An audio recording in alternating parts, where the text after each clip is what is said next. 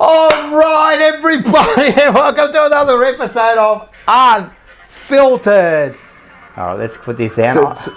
It's been 1 second. 1 second, I already stuffed it up. All right, now, we need everyone's help, right? Can everyone hear us and see us, please? Because I don't, I think we're online. I think we're going. I think we're good. Yeah.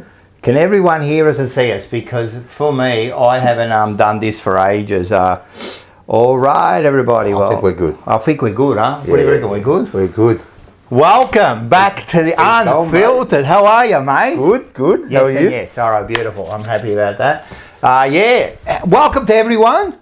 Welcome to everyone. It's been like a rush to get here tonight. We both worked, but we set everything up. Hope everyone likes the new setup of the studio. Amazing setup. I love the good fellas. The good fellas, huh? I walked in the room. It stands out. Yeah, the good amazing. fellas, huh? Shout out to everybody in the chat. How you all going? Yeah, how's everyone going? Thanks for joining us. This is going to be a big day. We've got heaps planned tonight. We got heaps planned, people mate. in there already. Hey, we're out of our mind. We are out of our mind. So what's going on? It's been good. Footy season's done and dusted, which I'm bloody wrapped about. Thank God that's done. And now we get stuck into this, man, and I've been relaxing and, got the other project going, which has been keeping me going. Congratulations on that. Thank you very much. Yeah, Debuted last night. So if you haven't subscribed and watch it, make sure you get on to Bada Bing. Make sure you get on. I might as well just, where the fuck? You reckon I can see? This is bad, mate. This could go anywhere. I don't know where I'm going. You're going to do the Luke Sayers. Make sure you know what you're putting on the screen. Yeah, no, we don't want to be doing. So this is it, Bada Bing, history class, and make sure you subscribe, watch it, share it. If you like it, push the like button. If you don't, push the down button. I don't give a shit, but have a bit of a look. Do that. But we'll talk a little bit about that. We had a story last night, so we can talk a little bit about that. We've got some other things. And that's it. Before we start. So let's go. We've got some surprises here. I come bearing gifts. You have. Now, everybody who knows me knows that... Well, first of all, the Hennessy, we got to get the Hennessy out. Look at this. So this is the unfiltered special. We have to pour up a glass of Henny. And while we're doing that... And what else have you brought? I promised you that I would come with cigars. And we got them too. And mate, I went through my cigar. I got a humidor. And I was going through them and I was looking at my different types of cigars and I'm like, you know what? It's a special occasion. Episode 1, Season 2. I'm like, I'm going to break out some of the big boys. Check this out, guys. Now, I don't want to say anything, but... This is my favourite. This is a Dominican one. From the Dominican Republic. It's a torpedo cigar. It's a nice, big, thick boy. Yeah, it is. So it's good. It's the big ones, right? Yeah. And it's just quietly. That's worth more than some people's wages. Just quietly. Just quietly, yeah, it is. But I thought, you know what? Nah, special occasion, mate. Special occasion. We'll bring out the Don Carlos. And to let you know, I haven't spoke for 20 years, so I could be absolutely roached and stoned off my face after this. But let's all go for it. That's. I reckon we do it. We crack it open. Well, now first of all, not many people have cigars, but there's a whole thing to it, isn't there? There's an art form. There is an art form. It's a craft. And that's what we do here. What we're going to do here is we're going to let everyone know how you do this. So first of all, some Hennessy. Thank you, sir. And welcome to everyone in the chat. We already got we got 70 people in there. That's nuts, man. Yeah, that's nuts. So we'll say hi. Rocco Moro, got Bocek, Enzo Valentino. Enzo's now bloody jealous. Yeah, we got Hennessy and we got the cigars. Mick Marcucci, only Carlton, of course. The goat. We got Peter. We've got Ben Zero. That's new. Yeah, that's new. We've got, of course, Scotty Tompkins, Lana. We've got Lone Wolf is in there. We've got George. Georgie's in there. The great you must man. be jealous because he loves a nice Hennessy with a cigar. Georgie's a great man. He does love a cigar. It's been a while actually since Georgie and I have caught up. So Hovey's we're gonna have this cigar. And we've got heaps to talk about. I reckon we got heaps to talk about. Snoop Dogg. Oh yeah. The world's been crazy. The world's been crazy. Charliekirk. There's been a lot of shit. Now, let's go into this, right? Right. So this is called a torpedo cigar. Wait, before you do that, I want to have a sip. Oh, absolutely. Cheers to. Cheers, my friend. Cheers, everybody. Cheers, guys. That is the best spot. It's my favourite. The Hennessy is the best, man. My absolute favourite. Now, with a torpedo cigar, there are 3 ways you can cut it. You can go, I don't have the clipper for it, but there's a V clipper. So it goes, it cuts it in a V shape, which we're not going to do tonight. You can also go on like a 45-degree angle. So you cut that way. Oh, yeah. Which is pretty good, but you haven't smoked in a while. Yep. So we'll just keep it simple. We'll just go the straight cut. So what you want to do is where you cut it, right? So I'll kind of put it there. For anyone who doesn't know, when you cut a torpedo cigar, it's pretty easy to cut, right? Because you're just doing a straight cut, but you don't want to cut it too far down the cigar. You want to allow some room for the form. So you want to keep that torpedo form. Oh, yeah. If you cut it, say here, you've lost its form. It just goes into a square. But so where do you cut it? So you'd want to cut it just past the curve.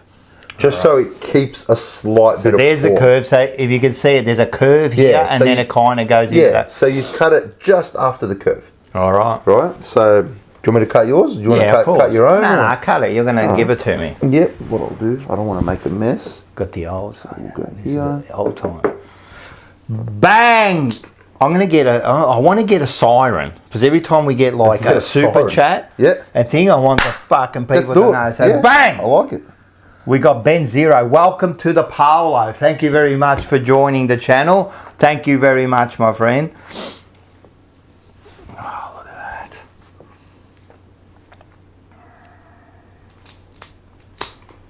that. Nice. So I can see what you've done. Yeah, so see how there's still a slight bit of form there. Now what you can do if it doesn't smoke well, I've got just a little bit of a pin. So you told me that, so you pin it, so you kind of give it a little bit of air. You give it some air just to smoke through if you want. I might do that for mine. I don't think I cut it deep enough. Now when you light it up, right, you never light it directly in the center. You want to light it around the edges. So you want to burn the edges, right? And when you're smoking it, right, we'll get there, right? Do you want to light yours up? No, you light yours so I can see what you're doing. So, because to tell you the truth, I've never smoked a big one like this. Yeah. So you just kind of, just around the edges.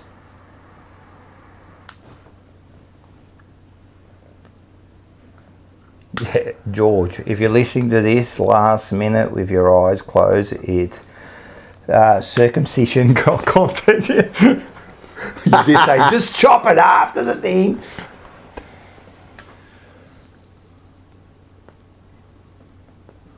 There we go. There you go. So yeah, so you just kind of burn around the edges first. It'll take a while, but you keep spinning. So you want to keep spinning the cigar. You want to give it an even burn. How's that look?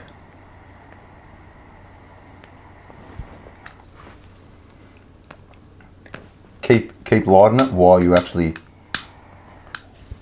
puff. Keep spinning. How's that? Make sure you don't inhale. Yeah, I know. Is it a smooth inhale?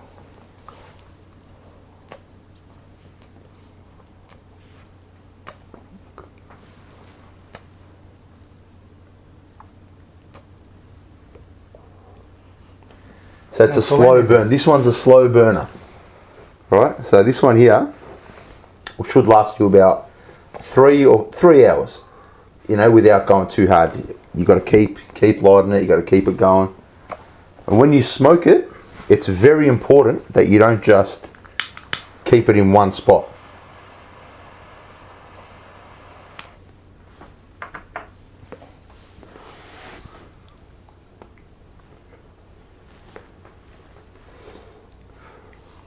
You know what? It's very difficult not to inhale it. You can't because inhale. It'll kill you. Yeah, I know. Because what happens is your instinct is, because I smoked for 20 years, your instinct is that yeah.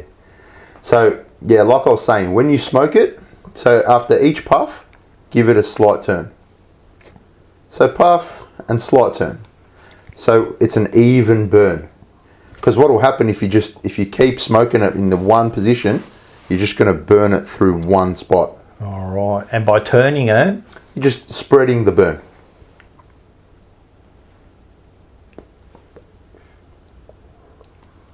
Oh, I love a cigar, mate.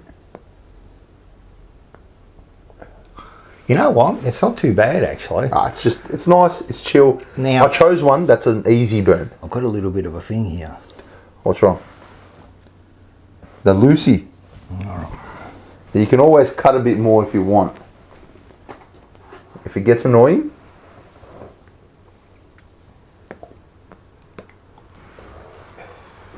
that's sick. All right, guys, welcome to Unfiltered. I'm already stoned.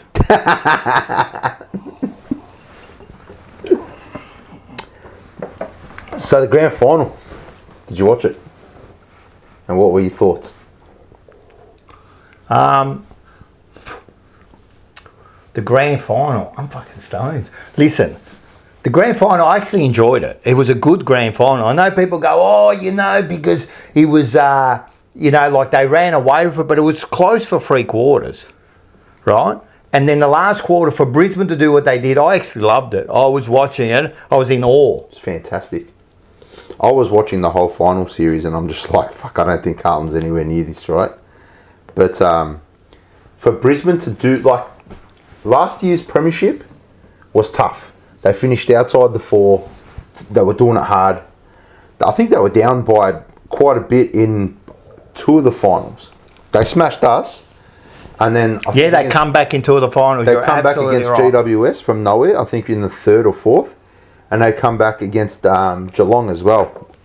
So I thought last year was brilliant. But this year with the same thing, like injuries, they lost to Geelong. They got smacked by Geelong in that first final. And for them to come back, beat Collingwood here, don't forget that. They had to beat Collingwood here on the and they played 4 finals, right? This is, you know, they're the only, not the only side, but the last 2 years, they've played 54 games, 27 in each game. So they've played their 23 plus 4 finals. Crazy. Last year they did it, they won every final because they finished outside the 4. This year they lost the first one and they come back to win and absolutely smashed them. What do you put it down to? Is it mental resilience? Is it hardened bodies? Is it impeccable preparation? Is it a bit of everything? I mean, I think it has to be a little bit of everything. But where do you, if you had to choose one thing that they're the best at, what do you think it is? I think first and foremost is quality of players. They have got so many quality players. Like if you look at it, and young, but quality. And even their old players, someone like Zorko at 35, his kicking is elite, man. This bloke's hitting targets 50 out. What I love that Zorko does, he hits that inside kick into the corridor from half back. He will pull the trigger on that kick every time. Yep. And he hits it. And he just gets it. I agree. You know, and I think that comes with experience, it comes with confidence. I agree. And there's nothing like a good team high on confidence. 100%. They got confidence and they, you know what? The coach, I don't know how well he coaches and that. Like, I don't know how well, I don't understand, you know, when they go like coaches, you know, I don't know how much of a difference they make. They make a little bit of difference. But what he's done is, right, and something that Voss hasn't done, right, he's put everyone's ego out, right? Everyone is even, right? And he's united everyone. That's what he's done. They love him. They love each other. You see it. you know, with our team, people want to leave. Yeah. Well, exactly. Half our team want to get out of there. So you've got to look at what are they doing that we're not. And I think what it is it's an environment where there's a lot of love in that environment. 100%. You see the way they play for each other. You see the way they celebrate with each other. And we're just... Exactly. Like going through the motions. Zach says, like, he puts his arms around the younger ones. Like, they love him. Yep. They absolutely love him. And it's not just like, oh, yeah, well, we love the coach, you know, like Vossi and that. It's, you can see it. You know what I mean? And then, is he a great coach? Him and his coaching panel to do what they did with Neil, with Lockie Neal, right? Brought him in, then go, we're going to decide to put you in at half-time, right? And then he plays the way he is. That's a masterstroke. Geelong didn't know what to do with that. I don't think anybody expected it. No, I was saying, listen, man, this could go either way. Of course. And for Neil to actually do what he did, and to do it so well, like he's 17 touches, that goal from that outside goal was 50, extreme, like, and that was extreme because that was just before 3/4 time. Put yourself in Geelong shoes. You know, I think they went in with a lot of confidence, and what they did was, I said this before the game. I go, you know how dangerous it is to beat a team in the first final and then meet them again in the grand final. That scars you, and you've shown your hand. And they did nothing different. That's exactly right. And I think looking back, they'd probably say they lost at the selection table because Reece Stanley isn't a good footballer, and I think they should have chose Jed Hughes. He was more of a like for like for Tom Stewart. And the fact that they subbed Stanley off and kept Cameron on with a broken arm, that shows me that they got no faith in Reece Stanley. So, yeah, what do you think of Snoop? All right, let's get into this. The big Snoop D-O double G. I want everyone to talk about this Snoop Dogg. Now, I've got something to say about this, right? Now, you know me, I'm a 55-year-old. I love my 80s. I love the old music and that. Do I really listen to a lot of rap? No. Do I appreciate music and artists? Yes, right? And to all the old people out there that have just complained about Snoop Dogg, right, and wanted Australian artists, now, first of all, who are you going to get, right? Fucking Jimmy Barnes. Jimmy Barnes. Who are you going to get? You know, AC/DC, all right, they're all good, but who are you going to get? I couldn't sing along to it. You probably don't sing along to songs anyway. Exactly. Right? So that's the other thing. But when I watched Snoop walk out, I said, this is world class. He walked out. It's Snoop Dogg.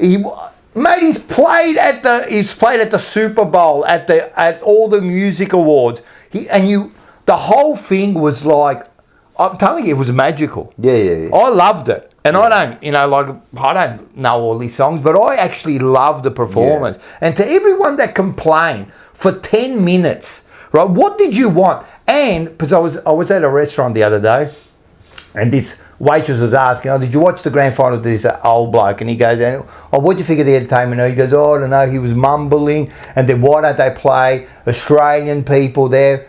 And I couldn't handle it anymore, right? So I said, he did. I go, he brought Jessica Malboy out there. Exactly right. He brought the didgeridoo person, I don't know who that is, right? Exactly and also the guitarist, that was an Australian. Yeah, right? Tash Sultana. She's amazing. Right. And the fact that he did that, he showed respect to the country. 100%. He didn't have to. He's Snoop Dogg, bro. He can do whatever he wants.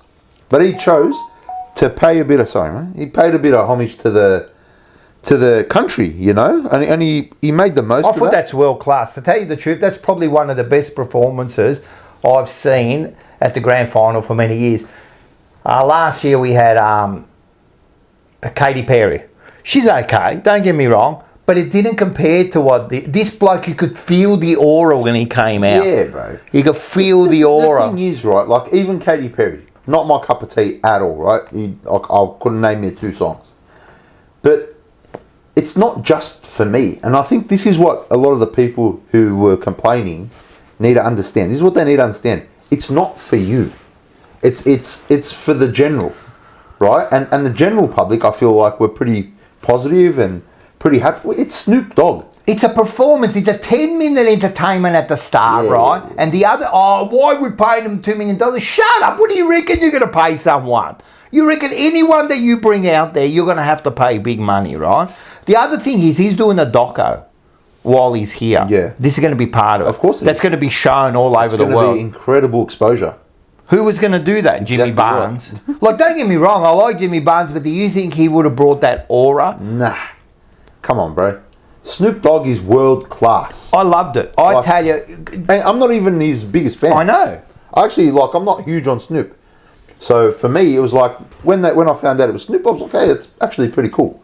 You know, like, and then there was so much negative feedback coming from Little Pockets and the 3AW kind of crew. Like, bro, it's not for you. That's right. You know what I mean? I bet their grandkids were loving it. You know, and I bet their kids were loving it. And that's what it's all about. I love the performance. I want to know in the chat what you thought. And there's a couple of you know, like older people in there. And they tell me what you thought about it. I thought it was okay, man. The performance was classy, man. Oh, it was world class. That's what happens when you get a world class artist. You're going to get world class performances. Yep. And I think we're actually very lucky to get, like, 2 or 3 years ago, this bloke was performing at the Super Bowl. I know. You know what I mean? And now you're telling me that this bloke Snoop from all the way around, like, across the world, is coming to play at the MCG.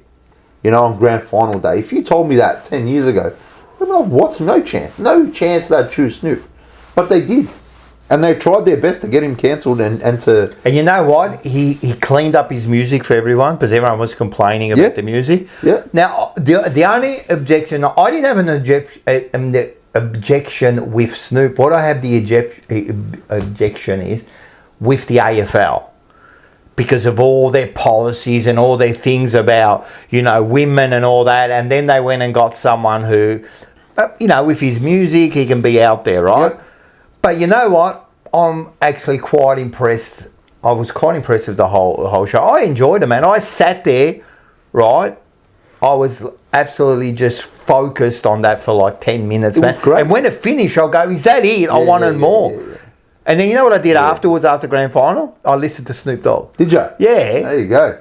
I listened to Snoop Dogg. There was nothing wrong with it. Like, what? I want to know what people want. What do people want? I don't think people know what they want. Because I guarantee you, if they chose an Australian artist, which they've done before, people will complain. You'll read the comments, people will write, who? Who's that? Never heard of him. Never heard of her. You can't win. So I feel like if you're the AFL and you know you're not going to appease every pocket of society, fuck it. Let's just try to get the best artist we can. And you know what? Even if, just say you did get like, you got bloody Kylie Minogue or anyone, there's just going to be a pocket of people who are going to complain about that too. Of course. Right? And look, don't tell me. I know Kylie Minogue is Australia's, what do you call her? Our bloody golden girl or whatever. She's like an icon, yeah. Yeah, and I love Kylie, what she's done and all that. But come on, man. She's never putting out a performance like that. Nah, I mean, he just his presence, the way, you know, I loved when he walked out. It's aura. Just his aura when he walked out was superb, man. Yeah. But, yeah, that's society. That's the world we live in. And that's why we need to have shows like this. Yep. And you know, like, we sit here and we'll probably disagree, and we've disagreed on so many topics, right? But conversation is important. 100%. And you're not going to appease everyone. You're just not going to make everyone happy. So, like I said, if you're the AFL, you're just going to do what's best for business, really. Of course. Snoop Dogg got you the viewership. 100%. He's getting you world viewership. I guarantee people overseas, especially in America, would have watched just 100%. For that performance. 100%. Right. And 100%. The people that got tickets, you just remember that you got tickets to watch the grand final. This is just an extra for you, right? You got to watch Snoop Dogg. My mate, Macca, you know Macca? Yeah. He went to the grand final. And he was like, bro, I can't believe I'm watching Snoop Dogg on the MCG at the grand final. He was like a wow moment. Because we're hip-hop fans. If you told me 10 years ago that Snoop would have performed at the MCG, I would have called you crazy. I know. It's such a brilliant get for the AFL. I think it was fantastic, and man. If we're going to pot the AFL, which we do a lot of the times when they get things wrong, I think it's important to give them, congratulations when they do something well, because that grand final, start to finish, was a spectacle. It was. I reckon the AFL did a great job. The game was great. The whole thing was great. I actually enjoyed the whole day, man. It was really good. Worthy winner at the end of the day. Listen, and even people on our channel and that have there was a show last night called Blue Sunday. And a little bit like Joe and that, a little bit of, I love you, Joe and that, a little bit of whinge, what do you think, I didn't understand. I don't have to understand. Nah. Why don't you, right, not just you, anyone, right, how about you just sit back, right, and just sit back and just enjoy some entertainment. Like, you don't have to, like I look at Snoop Dogg and think, man, this bloke, what he's achieved, and he's a big stoner, we know that. Massive. But what he's achieved is while amazing. being a stoner. Think about it. It goes against the entire narrative of being a stoner. And another thing, he can kick better than any of our bloody players in Scotland. He can. So, hey, what the fuck was with the Dacos boys at the MCG with Snoop? Man. They're not in the grand final. Wheel out like that kind of pissed me off too. That pissed me off. You know what? They would have had a plan before. 100%. They would have thought, these blokes are probably going to be in the grand final. This, that. I just thought, you know what? They're just, every chance they get, they're just going to give them a little bit of airtime, and it does my head in. It does my head in. But the world's going crazy. The world has gone crazy, and we've got a few things to talk about going crazy. And if anyone, I'll just read a few comments here. Yeah, go for it. Andy, was that your highlight about last night? What was your highlight about last night? What was it? Baggers Unfiltered. Yep. Mate, those boys, the Baggers Unfiltered boys? Those two boys, they're going places. Yep. I'm telling you, we did a show with them last night, Georgie and I. Oh, did you? Yeah. I didn't know. Yeah, we did a show with them last night. They'll record, they'll release it, in a few days or whatever. Nice. Absolute legends. Louis and Henry. Henry, I'll tell you what, if the podcasting doesn't go well for him. So the problem is with them, right, because we did our podcast with them, right, is this bloody social media ban now with the under 16s, right? Yeah, it's cooked. So they're cooked. And like both of them, right, Henry's a star. Mate, if you don't see him, right, you think he's like a 50-year-old man. Exactly right. His timing, his comedic timing is impeccable. So we've been like using him a bit, and like we've spoken to him, and like there might be something coming with us and them. We're going to help them out because it's unfair. Anything we can do as well. Yeah, 100%, man. They are so good. So watch out for them, and so there's going to be one with you guys. Yeah. The other thing that everyone's got to know is with the cigars, you don't ash them, do you? Let people know. You're supposed to let the ash fall. Yeah. So your one's probably not ready to go. My one is almost ready to drop. Yeah. So when that comes, I'll probably just leave it there, and then just maybe relight it up. Oh, so you just leave it and let it drop on its own. You can. I mean, if you watch the movies, if you watch The Sopranos a lot, Tony Soprano's always got a cigar in his mouth, right? And if you notice, he's always got ash on his shirt. It's the little attention to detail that makes that show brilliant, because when you smoke a cigar, the ash is constantly This is very good, falling man. I'm telling you, man. I feel very relaxed here. This is the life, Rock. This is the life. Just kicking I'm back. loving it. Got a Henny in one hand, a cigar in the other. Tell you what. Yeah, so that was great. The other thing, we'll keep on going on. Didn't even drink it. We'll keep on going on a bit about football. What did you think of Mad Monday and Bailey Smith and a controversy he's copped over the last few days now? Especially look, he did some other things that they did a little with Charlie that we heard about. Yeah. But the one that got me was, so they dressed up, they did a bit of Brokeback Mountain, right? And now everyone's gone off. And can I just say, that bloke Mike, whatever his name is, Mitch Brown, that's the one, right? I got nothing against him. And I do. I got plenty against him. But seriously, bro. And not about his sexuality. No, but he's been coming out now and voicing his opinion. And now he's saying about, Like, oh, that was what was disrespectful about it? You know what it is? I'll tell you what it is. You got a bloke, and I'll say it, and don't come after the jumper punch. Come after Andy. Andy, this is like I'm removing myself from the jumper punch and the Monday Blues. You can't, because as you're saying it, it's a big jumper punch behind you. I remove myself, jumper punch. Sorry, all right. I'll lean this way. Nah, just let's do it. My issue isn't that he's come out as bi. I don't care. I don't care who you sleep with, what you do with your dick. I don't care. My issue is, who the fuck has now made this guy the spokesman? Well, I think he's riding a wave now. And that's exactly right. I think he saw an opportunity. Yep. After the Isaac Rankin issue, and has thought, you know what? Good timing. You know, I might come out. Came out. Okay, cool. But now he's the face of it. He is. So guess what? He's got a career after football now. He's the guy that the ABC is going to go to. He's the guy that Fox Footy will go to now. He's the guy that Channel 7 will go to now. So every time they want a quote or something. Exactly right. So, look, I don't know him as a person, but I just think if it was by design, it's almost genius of him. Because he's now created a brand for himself. Yeah. You know? Do you think that... I don't think that was his plan. You don't think so? Nah. I think it's just opportunistic. Maybe opportunistic. Yeah, opportunistic. Don't worry about it, I'm stoned. Right? I think that's what it was. I think it's come out. He came out. He did the whole thing. And now this is coming about now, right? See how mine dropped? Beautiful. This is the best. It's a good life. Oh, mate. You know, like the old man used to go, Australia, good country, Australia. Yeah? He came over here from wartime. He come over here, mate. The bloke's eating like a king, and Daddy's thinking, all right. So he worked hard. He's going, it's a good country, Australia. Don't worry, mate. No bombs here, no nothing, mate. It's all good, you know. Fuck, not anymore.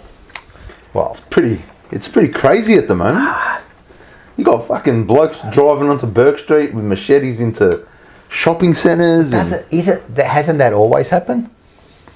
I think all that shit's always happened. You reckon? Yeah. It's happening a lot more frequent. Is it more publicised? Maybe. I've noticed a jump in my shop of just more people. I think people are becoming more desperate. So trying to steal stuff? Oh, trying to steal stuff, trying to rob me. Rob you inside your shop? Yeah, I've had many times people come in. I don't mind it's not that I don't mind it, but you know, when they try to steal a product, that's fine. You know, you'll cop that. You're going to cop that in retail. But my issue is when they come in with a weapon, or when they come in and try to rob the register. That's when you have to step in. That's when you got to kind of. So I've been lucky. I haven't really lost much product. I've had a couple instances where I've scared them off as well, and yeah, you got to be when you have a shop, you got to have balls, man. Honestly, before you go, bang! I'm gonna get a fucker. Get a siren. All right, Mick Marcucci, $2.99. Thank you very much. We need a TJP cigar night sponsored by the Bottle O in Pascoe Vale. Let's do it. Hey, make sure you get down there to the Bottle O, Pascoe 18 Vale. Devon Road, Pascoe Vale. 100%, man. Go down and see. Say fuck Collingwood. You get 10% off. Yeah. That's a year-round offer. I love it, mate. But yeah, I'm telling you, people are more desperate. You got people coming in. Can I tell you a funny story? I had a guy come in. That's what we're here for. I had a guy come in, and he always comes in. He comes in once a month, and he always tries to steal something. And I'm always like, fuck off, get out of here, you know? Like, he's a pest. Harmless, he's a pest. Does my head in. Came in one day, I was having a shit day. I was having a bad day. He came in. I might be admitting to a crime here, so I might have to be try not to admit to a crime. So allegedly, he came into my shop. Okay. You can say allegedly and get away with anything. Allegedly. So he comes in and he's always stealing something dumb. So he won't steal like a big bottle. He'll come in and try to steal like a 300ml can or a bottle or something. How do they do? What does he do? He walks over to the fridge. They go to the fridge. They look around. They You can already pick him up. You just know, bro. You just fucking know. Anyway, he comes in. I've busted this guy 30 times, I reckon. And he just comes back. I think there's something wrong with him. Like, I think he's on the gear or something. Anyway, this time I let him take it. I let him walk out, and I followed him out. And I'm like, hey, bro, yeah, come here.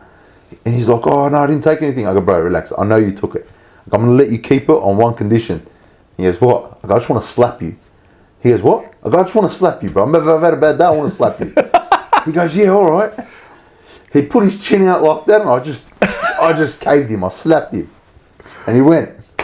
About 3 weeks later, he comes back. I promise you. Hey, man, this time he asked me. He goes, if I let you slap me, can I take a bottle? That's desperate, man. I gave him a bottle. I just get out of here, bro. That's desperate, Get out man. of here. That's desperate, Yeah, man. people are desperate, man. And look, you're in that industry of a bottle shop. I mean, it's a bit dangerous because you get people who are probably alcoholics, like they're struggling and that. So, you know It's what I mean? not the alcoholics you worry about. The alcoholics will always have the money for it. Yeah. You know? Who is it? It's just the loose guys off the street. You get loose characters, man. You get like people on gear. You get a lot of people who are unpredictable with their behaviour. So you need to really be alert, especially come night time. You know, that's when the real show. It's either when I just open or just before I close. That's when it peaks with theft and a bit of shady behaviour.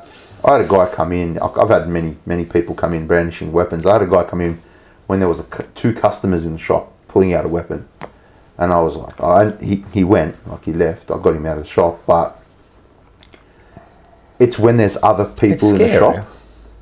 That's when there's other people in the shop you worry. Yeah, it's scary. Especially like that night, there was a young girl and there was an old lady in there too, and I was like, fuck, but they know, some of them know how to pick their moments. It's scary, isn't it?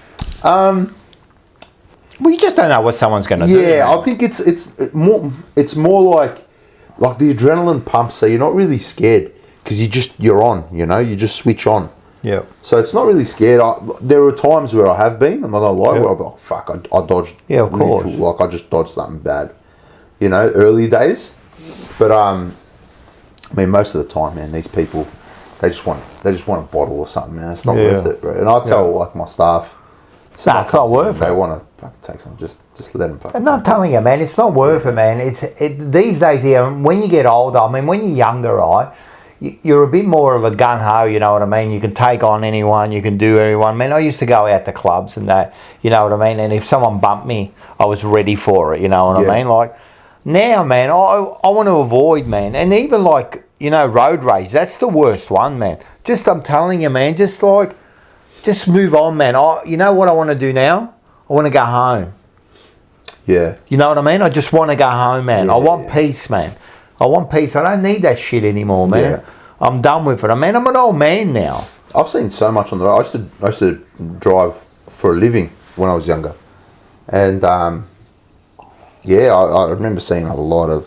I've always been like... I don't get how people jump out of a car. Like, if you're having that much of a bad day and you're willing to jump out of a car, you don't know what this other person is capable of either. And you're trying to start something, it's like, fuck. I saw a guy get out of a car once and he's attacking this lady. Yeah.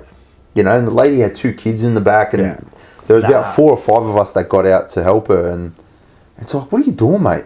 It's a lady. It's real weird. And you kind of think about it, but don't get me wrong, sometimes I'm in the car and just say like, I think I'm pretty careful in the car now, so I'll put on my blinker and there might be traffic and that, you know what I mean?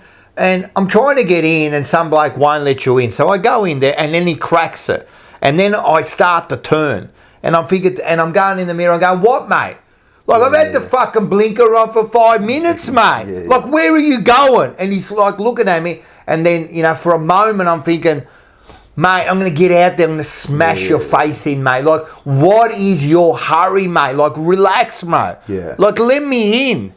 Yeah. Like, what are you doing? You know what I mean? So, but, in the old days, I would have cracked it, but, don't get out of the car, man. What's changed? I think you just mature, man. just older, man. Like as I said, I just want to get home, mate. Yeah. I just want to go home, man. I want to go home to my girlfriend. I want to go home to my kids. You know what I mean? Yeah. I just want peace now.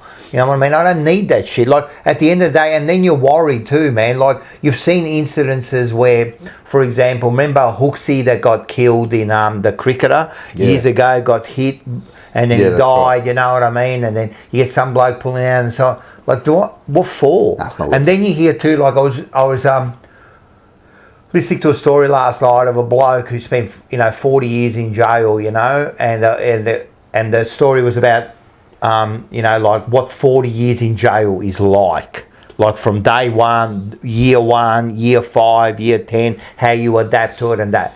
And he said like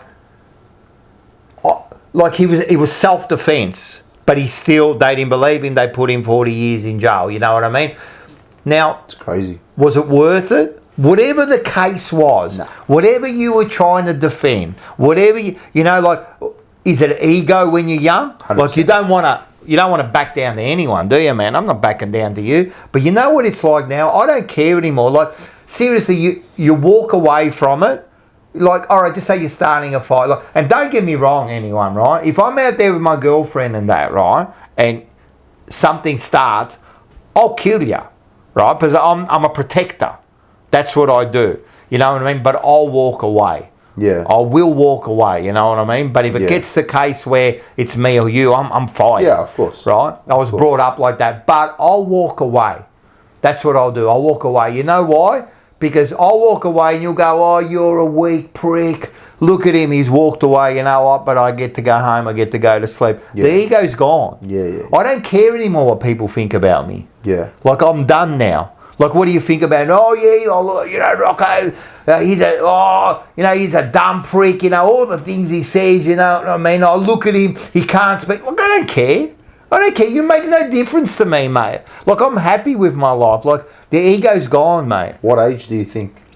When did you realise? At what age do you think you realised, hey, something's changed with my ego? It's in the 40s, I reckon. Like, 40s. Late 30s into the 40s, you know. You start, like, settling more down. Yeah. You know what I mean? When you're young, you're just trying to prove something to everybody. Yeah. You know, you got to... And when you're really young, you're trying to set yourself up, your reputation, who I am. Remember at school, I always said school was like a prison. You have to like establish yourself, right? Or else you get wrecked, right? But then you get to a stage where I don't care anymore what you think about me. Like you make no difference to my life, you know what I mean? No one makes no difference to my life. I think it's just the maturity of also family. Yeah, having kids. You know what I mean? Like you get more of that and I don't want to die. Yeah. I don't want to die, you know? See, I think for me, like I'm 37 years old, I'm only just starting to let things go. Yeah. You know, like it's been a process. It has been a process. But I think I got to a stage where I was like, it would take a lot for me to kind of turn now. I agree. You know? To really get me angry to the point of being actual physical, like, you know, to that ragey point. Yeah. You'd have to do something pretty bad. Yeah. You know, like... Even at the footy. Like, you know, at the footy, like, you used to... What are you talking about, the bucket? Now, I don't care anymore. Like, I might say, shut up, stupid. Like, I might say something and that, you know what I mean? I might do a bit of that, you know? You know what you also got to realise? Like, there's a really... If you walk away or just say you fight, does it make a real difference? Like, is it making a difference? Like, what are you doing? Like, what are you doing? I think for me, I had someone very close to me who, he made a few mistakes, and he's paying for him for the rest of his life. 100%. You know, and that kind of, and it was like that video you watched where 40 years, right? This guy, he's doing it like less than 40, but fuck, it wasn't for much. Like, do you want to light it up again? Yep. Yeah.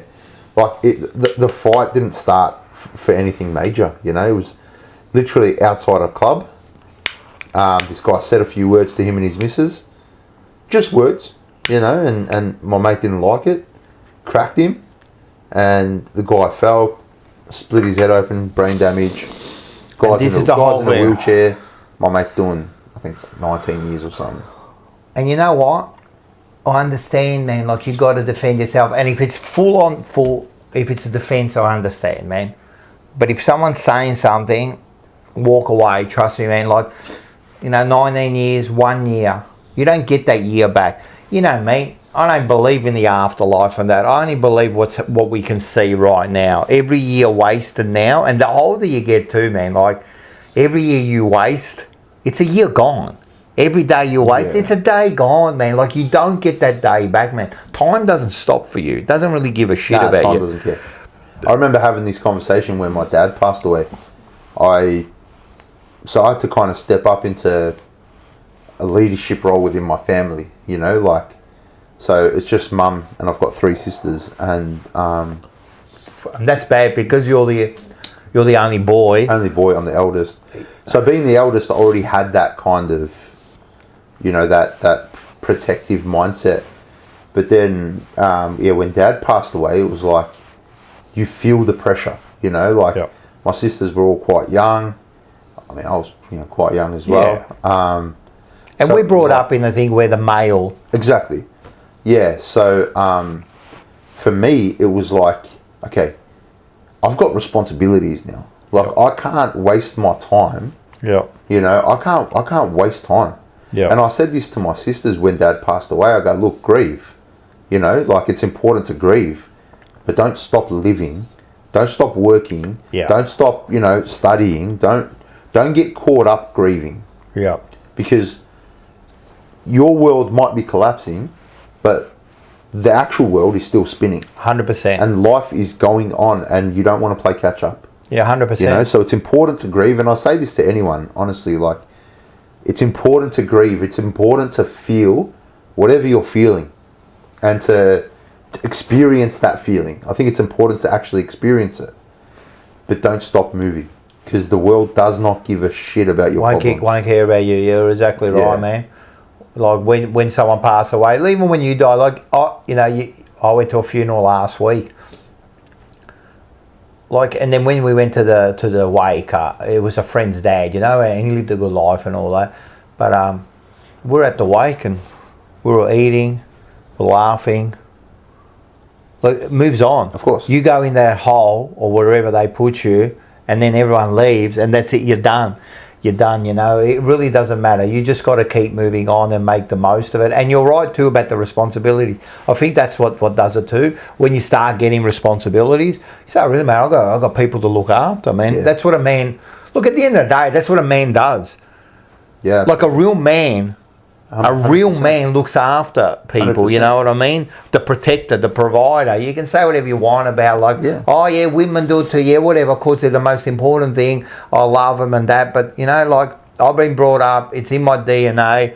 I'm a protector. I'm a provider. I've got to provide for everyone. I've got to make sure everyone's okay. Yeah. That's how I live. Bang. Ben Zero sent 5J. TJP, the Jumper Punch gift membership. So one was received by Blue Bagger, one by Bev Tone, one by Joanne Cochran, the learner lawyer. Oh yeah, get a hold of us. We wouldn't mind having a lawyer on the. Fucking earth. Oh, we'll get a lawyer. Get a hold of us. Maybe you can jump on the legal advice. Trevor Sawyer, yeah. Especially after everything to say. And the Mark Smithies. Thank you very much, Ben Zero. Well, Ben Zero, yeah, that's what it is. Thank you very much, man. Yeah, that's it. And talking about that, you know what? I want to legacy. The legacy you leave, right? I watched this video the other day. I want you to watch it, right? And put it on mute, right? Because what I'll do is I'll put it up, and this is by one of my favourite people of all time. Is let's see here, and he did a little interview, right? And I just want you to tell me what you think about this. What type of legacy would you like to leave behind when it's all said and done? Well, I don't know. I don't believe in the word legacy. I just think that's another word for ego. That's just some word everybody grabbed onto. Now it's used every 5 seconds. It means absolutely nothing to me. I'm just passing through. I'm going to die, and it's going to be over. Who cares about legacy after that? What a big ego. So I'm going to die. I want people to think that I'm this, I'm great. No, we're nothing. We're just dead. We're dust. We're absolutely nothing. Our legacy is nothing. Well, thank you so much for sharing that. That is something that I have not heard before, someone say that as an answer. Can you really imagine somebody say, I want my legacy to be this way when you're dead? You think somebody really wants to think about you? I want people to think about me when I'm gone. Who the fuck cares about? I love that, and that's ironic. Like, I grabbed that video, right? So I saw it, and I thought, oh, I want to play it tonight, you know? And then we started talking, and it kind of fits in perfectly. So 2 things. One, that's one of my favourite videos ever, right? Because it's very profound what he's saying. Yeah. And 2, I fucking love how he forgets that he's talking to a child. Oh, it's just talking straight to the child, man. What are you talking about, mate? He gives a fuck about legacy. That's a stupid fucking question. Yeah, 100%, man. I love it. You know what? Mike Tyson is one of my favourite people. I will watch everything of his front to back. I just think he's a brilliant, brilliant person. I think he's a really important person. He is. Of our lifetime. And not just because of his sporting achievements, obviously. What he's done away from the ring to better himself. He was in a dark place, man. When he was fighting, he used to cry. He used to cry before fights. Not because he was scared. Well, he was scared, but scared about what he was going to do to them. Yeah, 100%. He was genuinely frightened. Well, they made him into a killer. Yeah.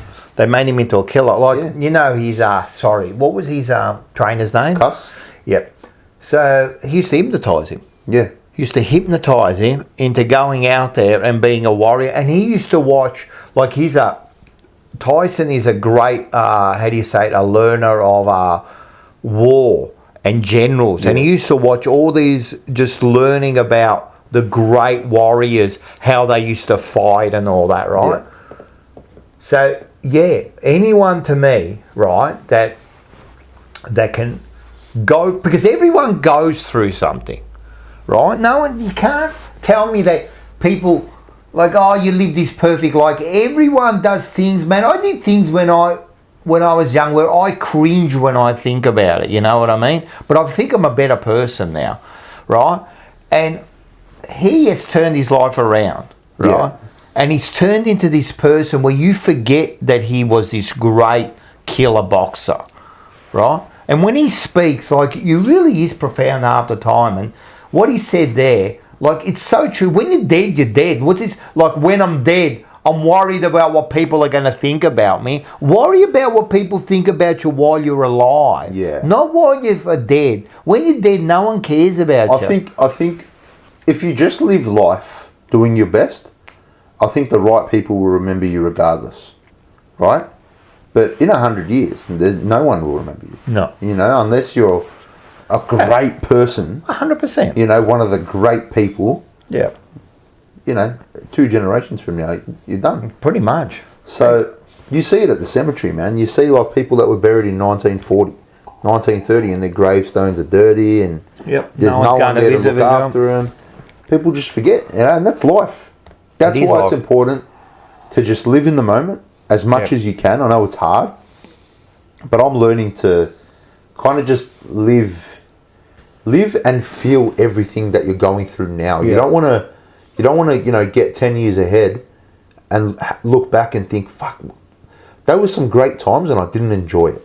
Yeah, 100%. I didn't make the most of it, or 100%. I didn't really soak it in. Yeah. So I think really taking a second, wherever you are, just take a second to just inhale and exhale. Yeah, 100%. Just physically inhale and exhale, and just look around. Well, soak it in. 100%. I'm more about now, I appreciate what I got, not what I haven't got. Mm-hmm. I've learned to do that now. Mm-hmm. What I got, you know what I mean? Because I've lost things, and so have you. Yeah. You know what I mean? Then you look back and you go, man, I had it, and then I bloody lost it, you know what I mean? So I really do appreciate things a lot more now, you know what I mean? And that comes with age and experience of that. As I said, when you're young, you're gun-ho and you want to take on the world, and you think you're smarter and better than anyone else. Man, when I look back, seriously, 20s and 30s, I was a dumbass. I was really a dumbass, man. Like, I just didn't understand, you know what I mean? Yeah. But that comes with experience, you know? Like, that's fine. It's all okay as long as you improve and get better. And that's why I love what he said there, you know what I mean? Like, you know, worried about your legacy and that. Well, what legacy? Yeah. What legacy? What are you worried about? Nothing matters. And this is like, I say this to my missus all the time, and she disagrees. But I say, like, nothing matters. Nothing, I mean, things matter, obviously. The obvious things matter. But the little things just don't. I agree. You know, like, I spent my life, bro, stressing. Every part of my life. And I'm sure many people are like this. Where you're like, if I just get that, I'll be all right. If I just get to that, if I just get that job, if I just make this much money, if I just get that thing, I'll feel better. Yep. But you really won't unless you, like you said, you start to appreciate what you have. Yep. And honestly, for me, and you know where I'll probably go with this, Yep. my missus, It's everything. I met her, mate, and the way I perceive life now is totally different. I agree. To how I did 3 years ago. It's just, I'm so appreciative of everything, you know, and life has just become good. Yep. You know? And like, yeah, we lose our minds over Carlton. What does it actually matter though? It doesn't really matter. I know what you mean. It matters to us. Yeah. We love it. It matters at the time. Yeah. But look at us. Season's done. Yeah. You know what? It happened. Brisbane Nothing won we the can grand do. final. Doesn't really. You know? But it doesn't matter. They're only small, like those sort of things are just small moments in your life that give you pleasure. Yeah. And I've always said, look, to me, life, this might sound a bit like, how do you say it, but life's a misery. Life's hard, man. Like most days are a misery. You're just grinding through each day to get through, you know what I mean? And then in there's all these moments of pleasure. You know, these little moments of pleasure. And as you get older, I enjoy those moments now. Like I sit back and I watch the sunset, as to say. Like on the weekend, I went to the Peninsula, went to the hot springs with my missus and that. And I love my missus to the world, you know. And like I just loved every minute of it. I just enjoyed it, man. I just, you know, was sitting there and, you know what I mean, went out to dinner and just had a glass of wine. It's just There's nothing like it. Yeah, Tony says life is a pain, Rocco. It's, you know, like, don't get me wrong, I'm not miserable like that, but it's like, you got to get up, you got to go to work, you got bills to pay, you know what I mean? And then people get sick and people die and all these miseries in your life, you know, that you got to deal with. You got to deal with. So why don't you enjoy those moments? It's already hard enough. So do you think you'd ever be able to switch your mentality to life's actually a joy, but there are moments of misery, instead of life's a misery? Yeah, that's true. And you got moments of joy. That's true. Do you think you could ever get to that? Or are you kind of set that while you're currently, you know, working? I know what you mean. I know what you mean. It's the way you put it. Either way you put it, there's misery and there's joy in life, you know. So look, to tell you the truth, life is a joy. I like my life. Life's awesome, bro. Yeah, I love it. I do a lot of things sometimes, but it's hard. Bro, you went. But I do the hard things. You went to the Peninsula with your missus. You had dinner. You had wine. You fucking lived up. You're on a couch. Smoking a cigar with a bit of Henny. Life's good, bro. Talking to like 100 people here. Do you know what I mean? No, I agree. I agree. We're just having it. Life's good, bro. It is good. You know, and I think it's very easy to get caught up with the bad shit that happens. Yeah, it does. It's so easy, bro. Especially, I feel like especially if you've experienced a lot of negativity. Yeah. It's almost comfortable. You're almost comfortable in that misery. Yeah. You know, so we actually talked about this last year in one of our things where we said, like, we've both been kind of through the same things where we've been through times when we've been through a depression, like mentally trying to get through, right? Absolutely. And I think I said it where there was a time when I enjoyed being miserable. Yep. Like, so I just left it. Like, it's a real funny thing, but I kind of enjoyed it in a way. I don't know. It's a comfort. It's 100% comfort, man. Yeah. I was the same, bro. Yeah. I was the same. And sometimes you need that. You kind of do, because when you get out of that, you have a different appreciation for things. And I think you have a different appreciation even for yourself. Yeah. Because it's like, all right, I just went through 3 months of just feeling disgusting, but I come out the other end. Yeah. And I'm all right. Yeah, I agree. And sometimes you don't need to be good. You don't need to be sometimes great. It's okay to Sometimes, feel shit. Yeah. You know what? I'm all right. Yeah. I'm okay. Well. And I think being comfortable with being okay. Yeah.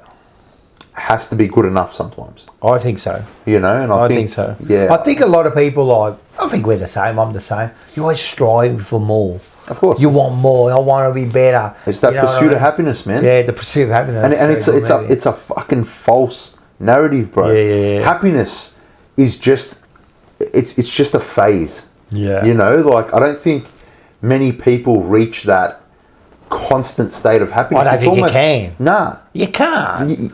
How can you be constantly like a cloud? That's You what can't I mean. be. So I think we should be chasing contentment. Where do you find your comfort, and where do you get the most joy out of life? Yeah. And it's settling in that balance between life and that joy. Yeah. And being okay with maybe leaning towards, I'm just having a rough day, but I'm okay. Yeah. I'm having a great day, and I'm okay. Yeah. It's like you don't want to get too heightened either way.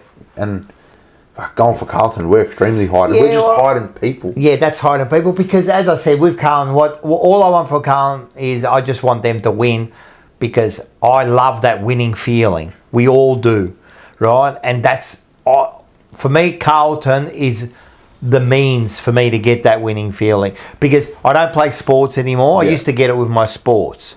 I don't play sports anymore. Now Carlton, and then now they're not giving it to me, and I'm getting upset about it. But at the end of the day, like that's what Carlton gives me, that winning, and we all want to feel like winners, even if it's for a moment. You want to feel like a winner. You know what I mean? So that's what Carlton gives me. But yeah, I think you're right, and you got to understand too that, and I think we do, that it can all be taken away from you very quickly. Charliekirk. All right, we'll get into that one there, because that was some big news talking about the assassination of Charliekirk. You know what I mean? And when that happened, right, it's real weird. I mourned. Yeah. I actually mourned. I cried. Yeah. I cried a few times. Now, I don't know why. Now, I think we've discussed this. I don't know if it was because I saw the graphic vision so many times. Yeah. It was a bit like the 9/11. You kept watching it and watching it. Yeah. And then you were addicted to it. I needed to see more of it, So I don't know if it was that. I don't know if it was that free speech kind of like taken away. I don't know if it was because I know he's got a family, and that kind of all resonates with me. You know what I mean? But it was a really... it was a bad time. I really did mourn for just a few days. And that's okay. Like, I was acceptance of it. Like, I was accepting that, like, why am I mourning? I don't know this bloke. Right? Well, why am I mourning? It's because... But I was all right with it, but I was all right feeling sad. Yeah. For like 2 days, I really felt sad. Yeah, well. I don't know why. You're a person, and you watch the person be murdered. That's normal. It's normal to feel those things. Yeah, I agree. I think we're so desensitized. Yeah. Well, I'll jump on Instagram right now, and I'll scroll, and I guarantee you, I'll see within 3 reels, I'll see someone getting murdered. It's sad. Someone getting electrocuted and dying. Someone getting beheaded. Yeah. Like, you're just gonna. It's like you're watching a movie, man. It's not even real anymore. When I was a kid, we used to watch these DVDs. I used to buy them from Pipeworks. Right, the old Pipeworks from the illegal DVD guy. And I know the ones you're talking about. yeah. Yeah, I know the ones that were around, yeah. I had these DVDs, they were called Faces of Death. Faces of Death, yes, I remember the Faces of Death. I'm like fucking 12 years old, watching DVDs of like cartel killings, Yes. fucking Iraq war killings, right. people fucking necking themselves, people just getting assassinated, just the most wild deaths, right? Caught on camera. Yep. I think I watched every death that was ever caught on camera. Yep. And we're not supposed to see that. Yeah, I know. As humans, we're not supposed to see these things. I don't think we're conditioned to see those things. So I feel like your reaction to seeing that Charlie Kirk thing was quite natural. Yeah. Whereas for me, I watched it and I didn't feel anything. Yeah. Like I just watched, I'm like, fuck. Like he copped it. Yeah. Scrolled up and laughed at the next meme. Yeah. You know what I mean? Like, so for me, I'm like totally desensitized. Yeah. But I've got a website that I go to. I don't even know why I visit it. Yeah. I visit a website. I actually pay for a VPN so I can visit this website. Yeah. And it's just people getting killed by cartel members, and I don't know. Yeah. I get nothing out of it. I don't feel anything, but it's just it doesn't even feel real. Like it feels like a movie half the time when you're watching that shit. Of course. So with Charlie Kirk, what do you think of Charlie Kirk, the man? So and his ideas or thoughts? I've said this, with his ideas, because he was very religious. So I reckon 50% of his ideas I disagreed with. Yeah. Absolutely. I can't understand how he can agree. And then 50% I agreed with. Yeah. Right? And that's fine. Because that's how I am with most people. Yeah. 50% I agree with, 50% I don't. And people are like that with me. So that was fine. So he was out there and he was conversating and doing that. And that's what I liked about him, that he was having these conversations. Yeah. You don't have to agree or disagree with exactly. him. But what did I think of the man? I don't think people that say that he was bringing out hatred, I don't think he was. I think he had his ideas. He wasn't bringing out hatred. Nah. He never did. And because he was like a Trump supporter and all that, so what? So what? You know what I mean?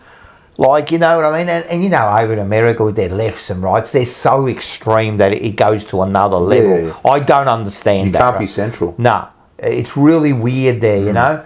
But what did I think of him? Like, I thought he was a good debater. I liked his content. Yeah. I liked his content. I watched a lot of those debates. Okay. I like those debates. I like when people come up, and he was a smart bloke. Yeah. He rarely got beaten because he had facts. Yeah.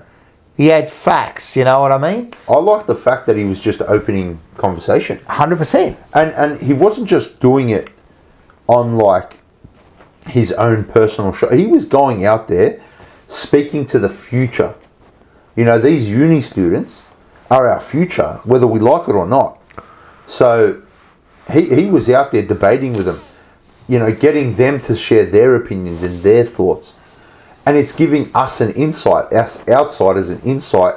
What's going on in these schools? What are they teaching these 100%. kids? And some of the stuff they're teaching them is great. Some of it is rubbish, fucking not good. So, I mean, one thing I do like about him, and this is probably something you disagree with, I like that he was preaching, the gospel. 100%. He was a strong Christian. 100%. And I love Very that. strong. And his wife, Erica, is even stronger. Yeah. You know what I mean? So, yeah. So for me, it's like that's what I really liked about him. Much like you, some of his opinions I didn't agree with. Yep. Some of them I did. I just think anybody who thinks it's good, anybody who's celebrated, because there were a lot of people celebrating, anybody who was celebrating his death and calling him a racist and calling him a bigot and calling him all these words. He got what he deserved. All that, right? You cannot tell me that silencing somebody for speaking and opening discourse and conversation and debate, which is the core, it's the foundation of democracy. The fact that me and you can disagree on any given topic is the foundation of democracy. 100%. And you're celebrating someone because you didn't agree with what he said. Yep. You're celebrating someone's death. Yep. It's just weird. Yeah, that was weird, and that really got to me afterwards. Like, I kind of got upset with that because at the end of the day, like, you don't have to mourn it, right? You don't have to be sad about it. But to celebrate it, you're going next level. That's Satan-like. Like, really, to do that and to put it out on... When the people that were putting it out on social media, like, you can say, like, just say we were privately and you go, you know what, stuff him. I don't care about him. That's fine. But for you to put it out on social media, I think, why did you put it out on social media? And that was for you. For attention. That's all clout. Attention and validation. You did it all for clout. You did it for you. And that shits me. That's what shitted me. And all those people that, like, got sacked and all that, well, suffer, right? Now, you know when Jimmy Fallon, that shit that happened. And Jimmy then Kimmel. Oh, Kimball, yeah, sorry, not Fallon, Kimball. What happened to him? And then people go, oh, but isn't that ironic? You know, he had freedom of speech. Exactly right. But this is my point about that, right? You can have freedom of speech is there. Yeah. But you haven't got freedom of consequences. Yeah. So I don't think what happened to him was right either. No, it doesn't matter. Yeah. But he can say whatever he wants. Yeah. But there's consequences to it. Now, the company that he works for, they've decided that the consequences for that are we don't want you anymore. And they have the right to do that. Yeah, of course. So you can say whatever you want. Yeah. But doesn't mean you're free of all consequences. Of course, yeah. And all these people that got sacked, there were consequences for it. The employer isn't saying you can't say it. Yeah. They're just saying, I don't want to be involved with you anymore. Exactly right. And that's fair enough, isn't it? Yeah, I think that's fair enough. Yeah. I think the same people who are talking about Jimmy Kimmel getting sacked and it's, you know, they're taking away free speech and that, I agree with you. I agree with that wholeheartedly. Jimmy Kimmel should not have been taken off the air, right? For saying what he did. I don't think it was bad. But you can't tell me that Jimmy Kimmel didn't deserve to get sacked and then in the next breath tell me that Charliekirk deserved to die. Yeah, that's right. And that's the hypocrisy of America in general. Yeah. Both ends. Like the same people who are saying, oh, you know, you're celebrating Charliekirk, you shouldn't celebrate. We're celebrating Jimmy Kimmel getting sacked. Yeah. And vice versa. Yeah, that's it's right. like you're both wrong. It was all wrong. Yeah, you're both wrong. all wrong. And I think America is so warped right now. And I don't think Donald Trump is having the effect that his followers initially thought he would. Did you want a water or something? Yeah, I'll have a water, please. Water, or do you want a drink? No, I have water. Or do you want I've got lemon, lime and bitters. You just got normal water? Yeah, got normal water. Thanks, bro. So, like, yeah, I don't know. I don't think the Trump thing is working out for America. I don't think Trump's doing well. He's just pissing everyone off. To tell you the truth, I don't know. Yeah. Like, I don't know much about, so I don't know how good he's doing or how bad he's doing. But did the last president do any good? No. And that's the thing. America's so cooked. America's an actual, like, bro, it's a comedy show. At any given time, just look up American news. And you'll think, is this place fucking real?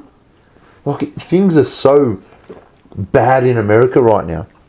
And you got, like, you know, the ICE, you know, detaining people and like deporting people. And it's like, I understand why. But what's right and what's wrong? What do you mean? Like in all that, for example, the deporting or what Trump's doing or what is right and what is wrong? You know, like, I don't know anymore. That's the thing. We don't know anymore. And that's the problem. Because I think if you're looking at things rationally, you think, okay, they're deporting illegal immigrants. You know, that's okay, that's fair. But then you look at the type of people they're deporting and the way they're going about it. I just think it's a bit weird. I don't know, I'm telling you, America is just a South Park episode. Yeah. America is not real. Yeah. There are so many like larger than life characters, and they all have a say. They all have a platform. They've all got this, like, they've all got ego. Yep, the ego. Ego. You know, they've all got this ego. Yeah. And none of them know what to do with it. They've got too much power. Yeah. And in America, you've got that right to have power. You know? And I don't know. And I feel like some of that some of that thinking is seeping into our culture here in Australia. Of course, and it has for decades. It has for years, and I think it's really rearing its Big head Brother, now. you know, you're always trying to copy Big Brother, you know, trying to be... Give us a bang. Bang! I don't think we get a siren. I reckon you just scream We did a bang! Who we got? We got Morris, PJ Vetta. It's all a playbook. Only the pure will be saved. Well, we know how Morris is. We know Morris. I'm with Morris on this, mate. I'm a strong believer in Jesus, and I think now more than ever, hey, people can laugh, people can do whatever, man, and I just feel like it's not a bad time to start believing in something. You know, I feel like, with me anyway, just the way the world is, it's almost like it brings that comfort. Some might think it's false comfort. That's fair. Yeah. I won't argue with someone about religion's real, religion's not. That's, you know, I don't know enough about my religion. I don't know enough about religion in general. Of course. But like, man, for me, it's like, I see like Christians getting persecuted around the world, and it's like, life's hard, man. It's getting scary around the world. People are desperate. Yeah, people are desperate. You know, at foundation level, at home level, people are desperate for money. On the world stage, people are desperate for power and attention, and I feel like that's worse. You know, when you got people who are desperate for power, they'll do anything to get that power. I think that's what's happening around the world right now. The power and like money has always been like Pink Floyd, the root of all evil. Exactly, you know what I mean? Exactly, yeah. And that's all it is. And even all the like the wars and what you think about it, all wars are either religious or it's over religion or it's over, you know, like land or money. It's always over those things, isn't it? I feel like religion has always been the tool, has always been the.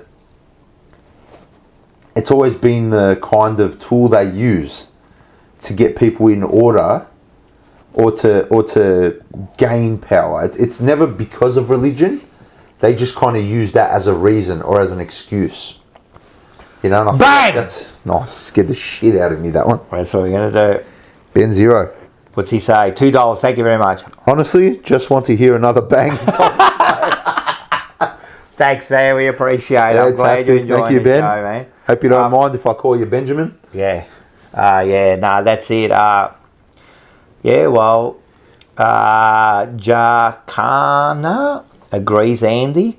Over, you know, Peter V, it's over oil money. I mean, it's always over power and money. I mean, let's, you know, like anyone that doesn't like Pink Floyd, the two songs I want you to listen to, this could be go into the music thing. The two things I want you to listen to is the song Money.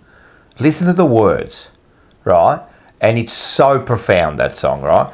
The other one is Dogs of War, right? Listen to Dogs of War and Men of Hate, right? It's the words to that is exactly what's going on, not only now, forever.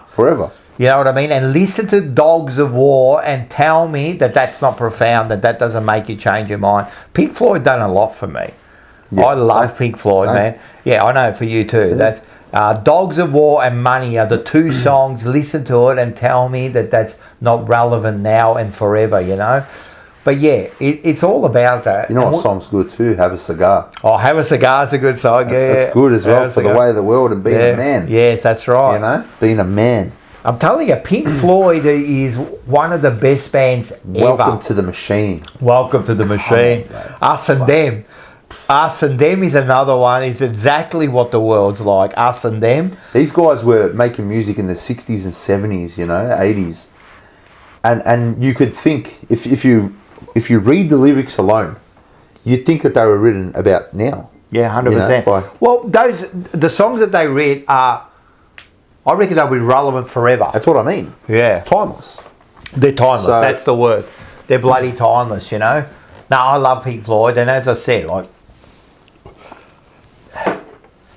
I've got to a stage where I don't give a stuff anymore about anything, like about money or war, or because I think to myself, seriously, because so you're religious, you believe in an afterlife, and and I don't, you know what I mean? So I just believe in now, and I keep saying this, and I say it as a joke, but I've got 25 years if I'm lucky. You know what I mean? If I'm really lucky, I've got 35 years. How many people live to 90? Let's be serious, right? So, time's a wasting.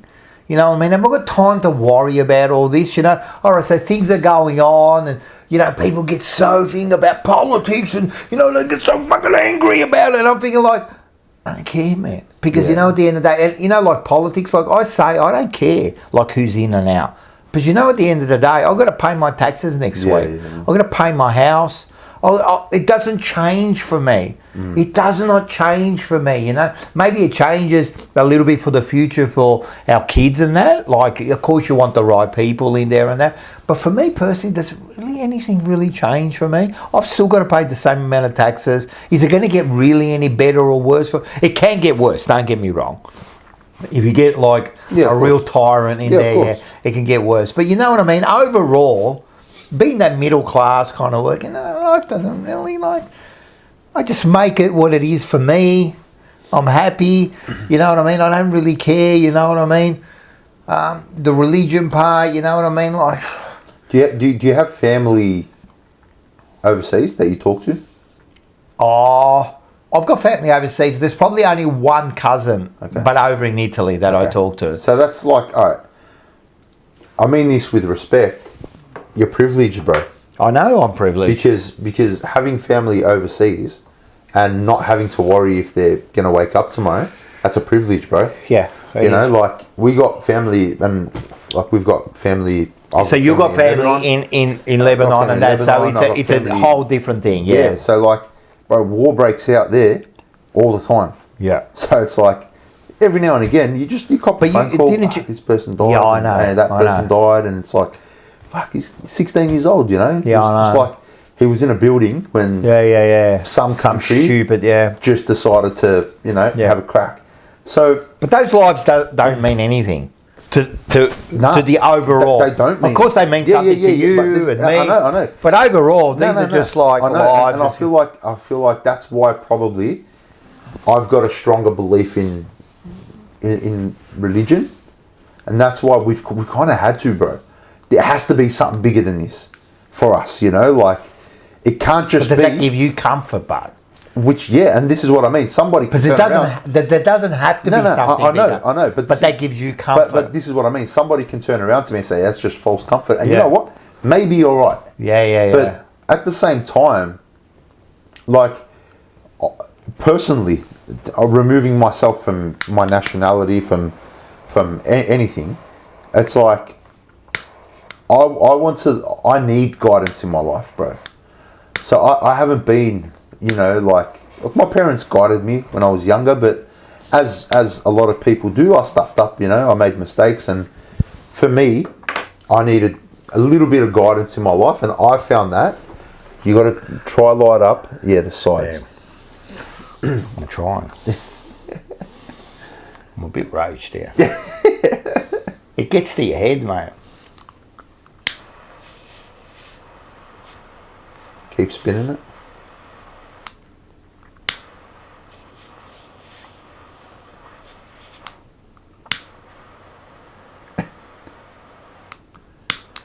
Is it done? No, yours isn't done. You got heaps to go. No, it's getting there. Don't worry. Nice. Keep talking. Yeah, so for me, it's I needed guidance, right? I needed a bit of light, and I found, like, I grew up Christian. I wouldn't say I studied other religions, but I looked into other religions, definitely. And for me, I found the most comfort in Christianity, and it just knowing that, and I truly believe this, that one day I'll be reunited with my dad. I'll be reunited with my loved ones. That brings me joy, not just comfort, but that gives me perspective of life. And we had this chat last year when I did DMT. And first time I did, or the second time I did DMT, and I broke through, and I was like, holy shit, like, this life doesn't mean anything, bro. This here, there is another dimension. Yep. Wherever that is, I've just decided to attribute it to Jesus and to Christianity. So, if I'm wrong, hey, I'm going to die and there's going to be nothing there. But if I'm right, then I'll be accepted into the greatest kingdom ever. That's what my belief is. If you're right in that belief. You got to... And in that... Without being big, you've got to be hopeful that you've picked the right one. Yeah. And again, this is what I mean. If I'm right, cool. Yeah. If I'm wrong, then there's nothing. But it gives you peace and yeah, bro. It gives me perspective while you're here. There's nothing wrong with that. Yeah. There's nothing. You know what? It's actually like, I kind of admire you. Yeah. I kind of admire you because I'm on the other side of the bang.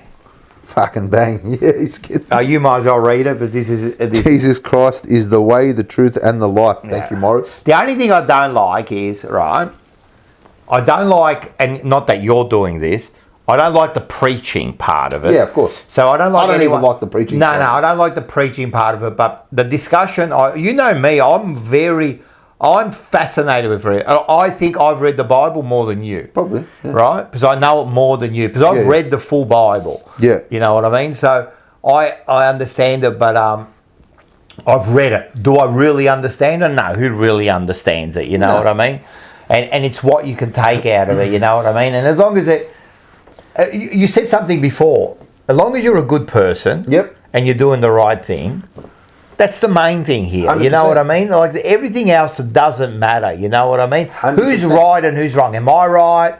Who knows? Are you right? Who knows? No one will ever know. No one is ever going to know the whole truth. That's right. I tell you right now, no one's ever going to know that. And the people who pretend they do, they're the problem. Like, you don't know the whole truth. No, you know what I mean? No one knows the whole truth. Of course, and that's why I think it's important to question things and have conversations with people who might know better of any topic.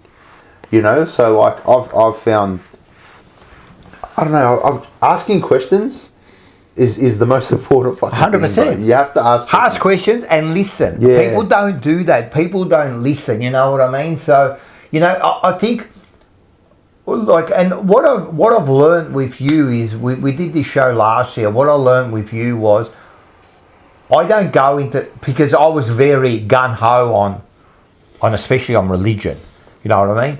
But now what I've learned with you is, I don't want to go in with an idea and,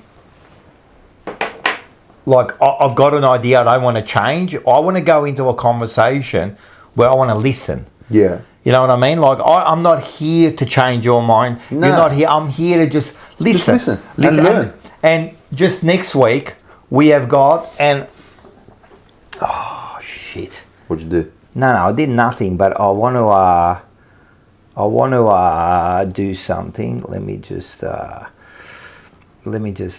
do something here. So next week is a special week. So we have got a special lady on next week, which is all about this, right? And her name is Iannella, Analia. Is that how you say it? Iannella, right? And she is the explicit empress. She's what we call the crystal lady. Okay, yeah. So she's coming on next week. Awesome. And we're going to have a chat with her, you know what I mean? So everyone, check out the explicit empress. She's very out there. I know she's done these current things where she says, we need more Geminis. That cooked me. That cooks me too, man. Trust me, that cooks me there. But in saying that, I'm very excited about her coming on next week. Someone different. I want to have a chat. And that's what we want on Unfiltered. We want people who come from different backgrounds. Yeah. Weird jobs. If you got like an awesome job, if you, honestly, even if you've just run a normal 9-to-5 business, come in. Come on. I told you. Send us on the thejumperpunch Gmail or DM either one of us. Yeah, and Monday if you Blues, want to come on Andy. here, let us know, and we'll definitely want to have. Man. Absolutely. I want to have a chat about these things, man. So it's really interesting, and I mean, we could go on about like religion for ages, you know what I mean? But I'm sure you will, yeah. I'm sure we'll talk about it every week because you're so strong about it. I'm so strong with science, you know what I mean? So I'm more about I need evidence before I agree. Now, has science got all the evidence? No. Of course not. Science gets it wrong a lot of the times. But what science does, they never pretend to know everything. Science says for what we know, this is what we believe now, but that can change tomorrow. Yeah. So, for example, people used to think the Earth was flat. Evidence has come out, and anyone, I would love a flat Earth. Most still does. Yeah. But also the age of the Earth. I mean, that's changed over time. But that's because science has found new evidence and has moved on, and that's I go by that. That's what I do. You know what I mean? But as far as like pretending to know that I know what's out there and that, no one knows. No one knows. The fuck do you know, man? We live in a universe. A speck. Well, we're just a speck. We live in this universe that's growing, it's expanding at a rate. What's it expanding into? When did it start? So don't anyone tell me, religious or science, that you know what's happened. You don't. You're only speculating. Yeah. Right? It's like time. Time freaks me out. What is time? When did it start? Speaking of time, you know what fucking tripped me out today? NASA released something, this note, that because of China's dam, China has a dam.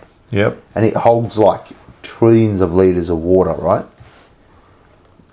Because of the size of it, it's shifted the world's axis. Yep. And now, each day is Like- 0.006 of a second longer. Amazing.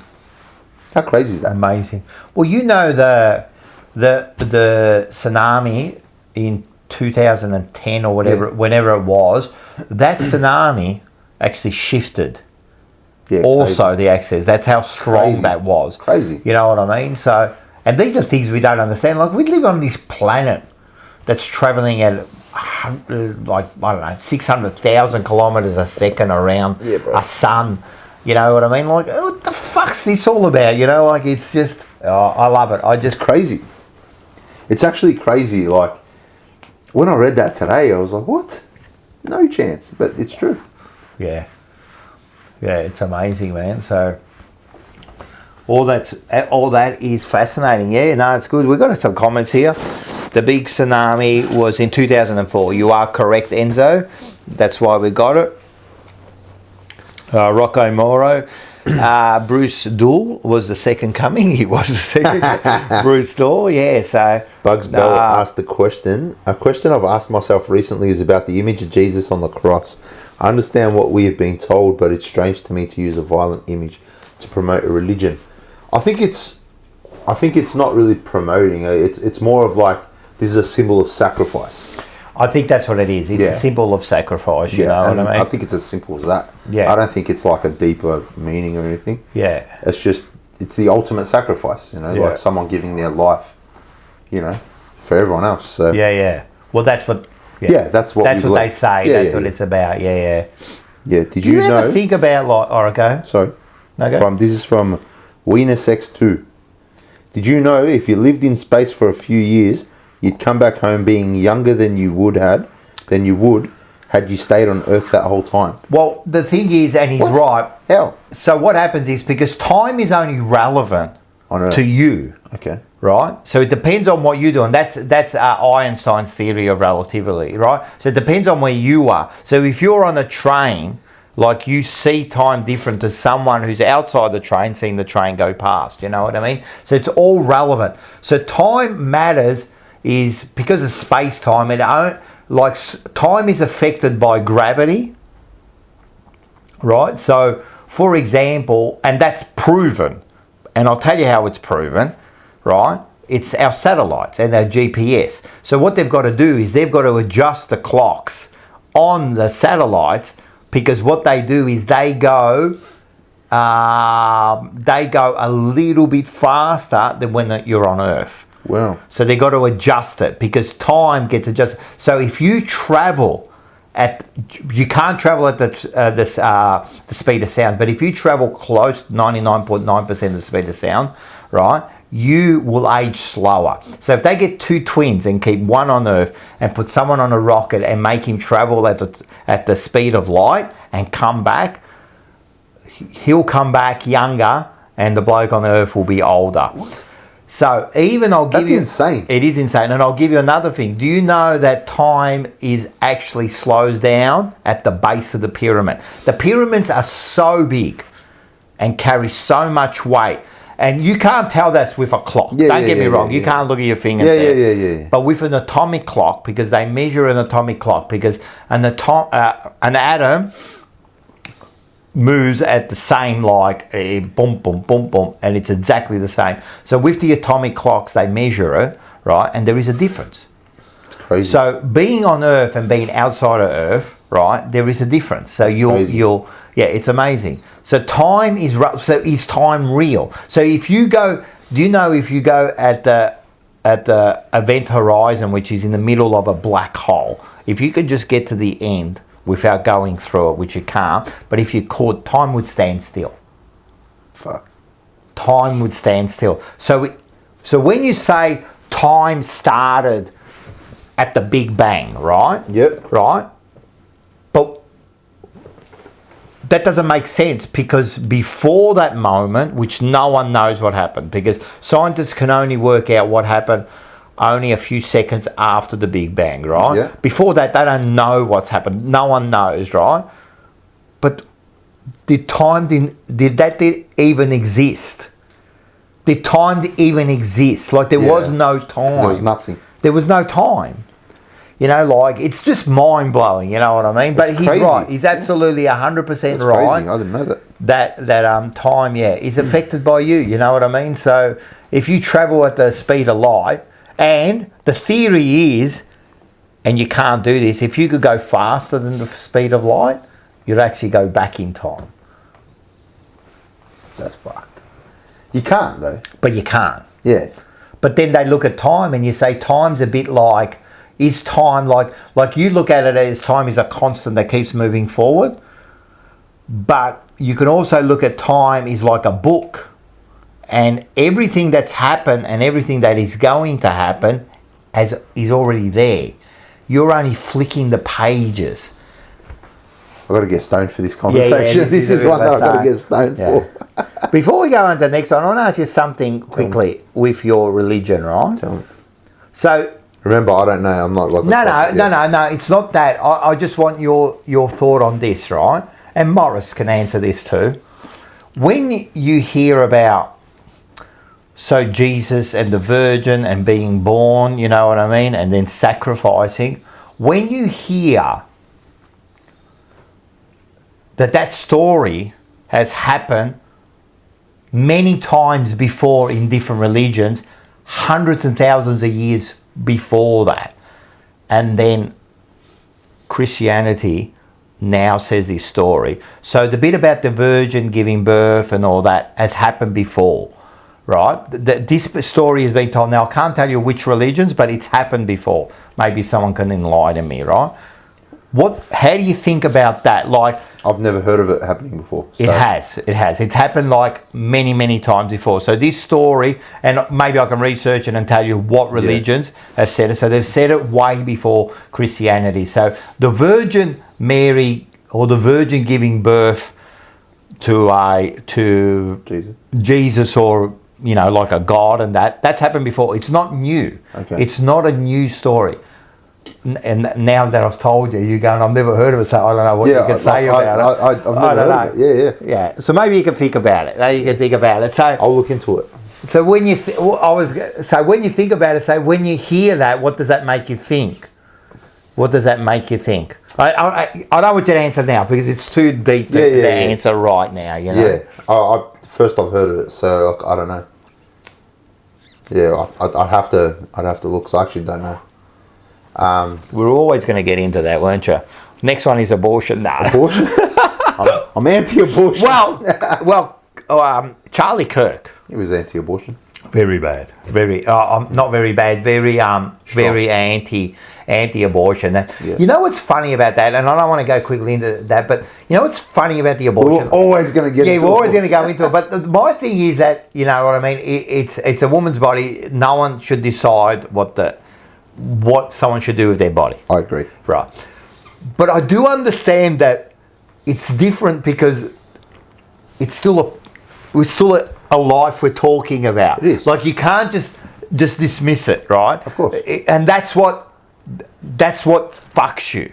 You know what I mean? Because I don't believe that anybody, not even an unborn child, should have the right to your body. That's my belief. Yeah. But then there is a life. But that is a life. So that's where this was my argument last year. Yeah, no, and I completely agree with you. That's where it fucks you. You know what I mean? Because it's a life. For me, again, my beliefs, I always try to keep my personal beliefs separate to everything, like, to law. I would never, for whatever reason I was ever Prime Minister or fucking whatever, and that responsibility came into my lap, I would always leave it up to the individual. It never has to be. Yeah. It has to be. I'm a big believer in freedom of choice. Do whatever you want. If you take away that, we are ruined. Yeah, exactly. Yeah.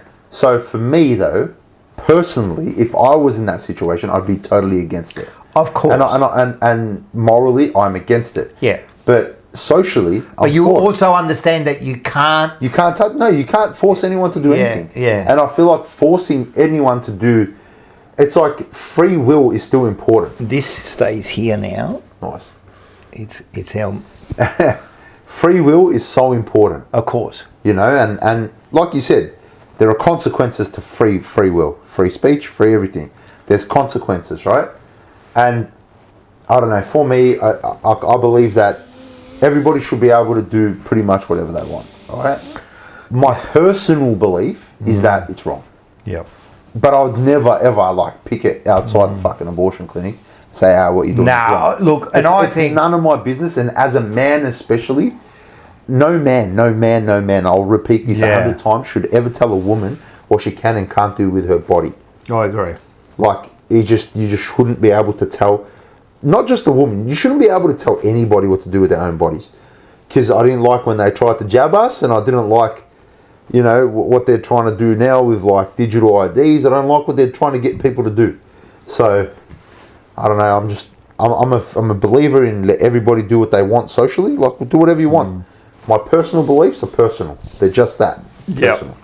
And it's not an easy subject. Anyone that thinks it's black and white, it can't be black and white. But I think the big thing about, I can't believe we're getting into this. The big thing about life too is, right,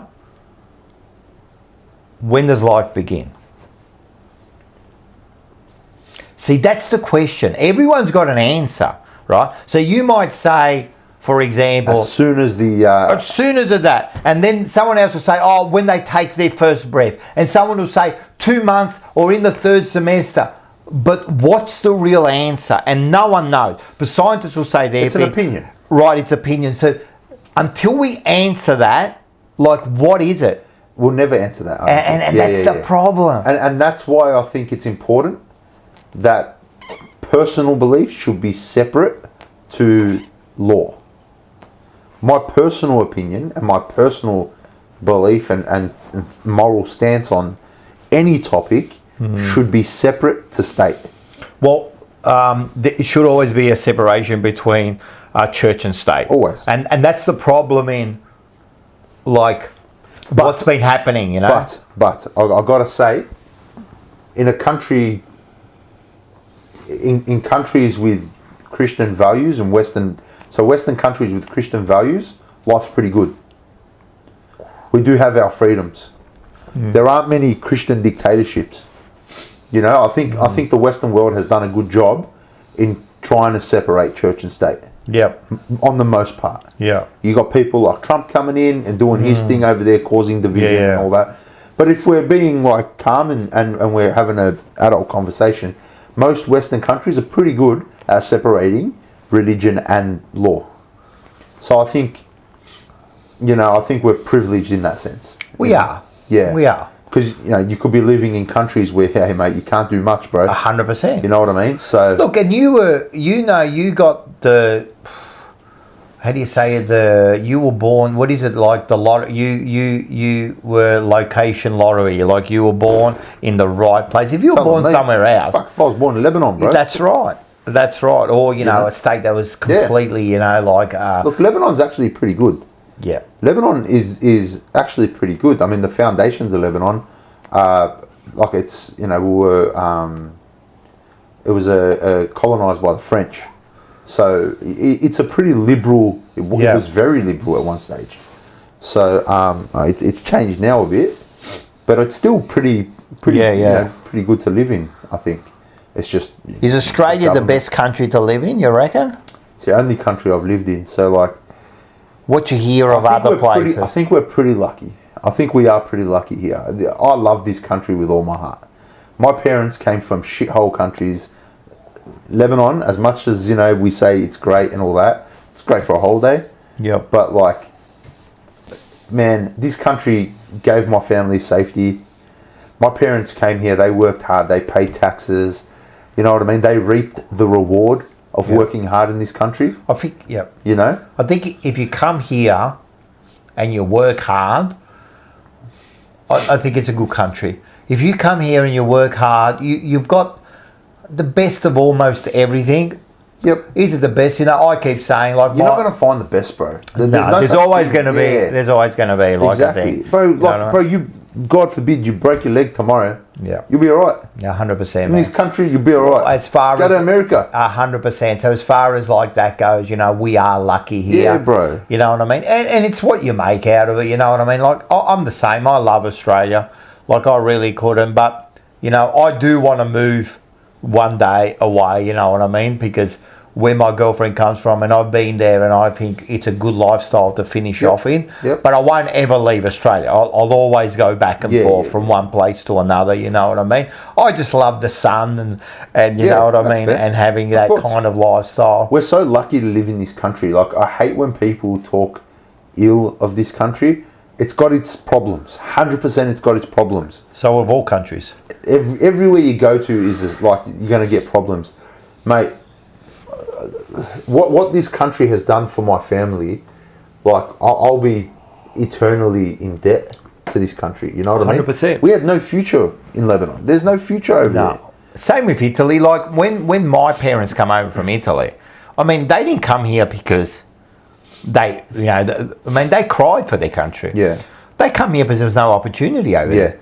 You know what I mean? So they come over there and they come over here and they got everything they needed. And as you said, they built a family and were safe, you know what I mean? Yeah. And everyone got to eat. And as you said, there was no worries about war or anything. I mean, they come over and when there was war torn, So, mate, anyone that says, man, I will never forget my heritage. Of course.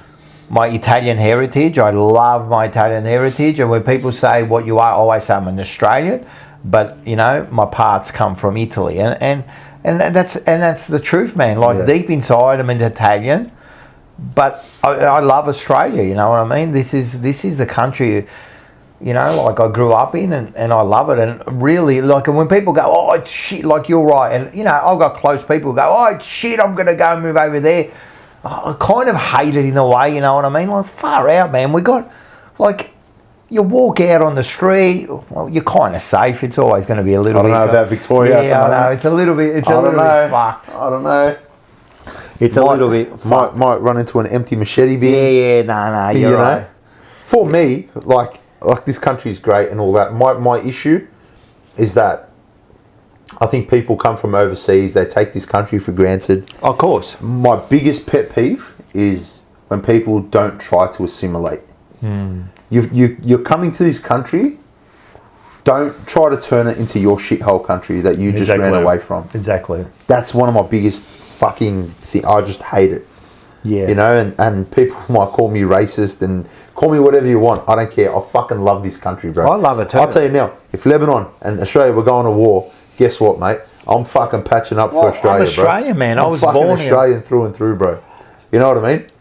Like, this country has done wonders for my family. We're so blessed. it's given us everything. Exactly. It's given us everything. Exactly man. right. And like you said, you don't forget your heritage. You love where you're from. I love where I'm from, man. And I love like where where my parents and all their. I love, how do you say it? How do you say like the fucking I love how this bloke knows about the fucking black holes and time standing still and I can't put aging, but he doesn't know how it works. I'm stoned. I'm absolutely roached here, man. No, it's good. Hey, listen. Do you know it's nearly 11? No, it's not. Fucking hell. Remember we said, we'll try to keep episodes to like an hour and a half, 2 hours. Well, the people are still there, so they're enjoying it.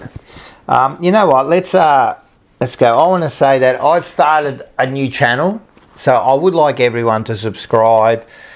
Only if you like the channel. Nah, even if you hate it, subscribe. Yeah, and support Rocco. Yeah, and I do history stories. You know what I mean? And the last one I did was it's called the Bucket War, right? So what I've done is we can I can't see shit there. What can I see here? Sorry guys, I can't see shit here. All right, so what we're going to do is this is it. So if you want to support, I'll do one story a week for the moment, you know what I mean? I brought out some shorts tonight too. So get in there, have a look. The first story was about the Bucket War. I've got a little, this is bad, man. All right, there you go. Man, my eyes are bad, man. Mate, please go see my mate. He's an optom. Yeah. Please go see him. Maybe I should do that, right? But, so what I did was, I wouldn't mind talking about this. So this one is, again, I've lost it. I reckon it's, this is bad. Yep, that's the one. All right, so I did a little bit of a short. So this is what it's about. Everyone get on there. Everyone, can you just mute for a sec? So the Bolognese hold this big meeting with wine and some gabagool on the table. Bang! This is unacceptable. Modena must pay. We march there, take back the bucket, and teach them a lesson they will never forget.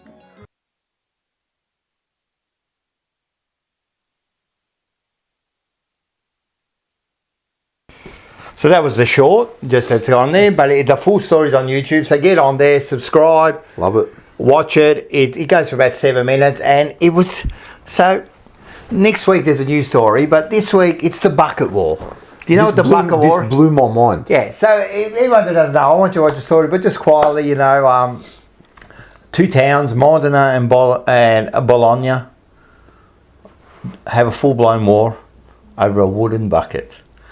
And you talk about pettiness, and that was an ego trip. Yeah, absolutely. So when it happened, Bologna went, nah, stuff this, and they accumulated an army of 30,000 soldiers. And the funny thing is, and you got to watch it, but Modena only got 5,000 soldiers, so you got to watch the story to understand what happened. But yeah, it's a fascinating story that this could happen. It was in 1325. You talk about pettiness and about egos, and this just perfectly does it. So a bucket. Over a bucket, they went over war, but again, it was over. It's not about the bucket. It was more than the bucket. The bucket was the final straw. Of course. Was the final straw. Of You know what I mean? But yeah, so that's one of my stories. You gonna let us know and give us a sneak peek what's next, or? Yeah, I will. Next week, it's about Rasputin. So next week is the story. It comes out Monday, so it's about Grigory Rasputin. Everyone knows the song, "Lover of a Russian Queen." So as I said, we all went out and I danced to that song and I loved it. And I'd sing it, "Lover of a Russian Queen," I loved it.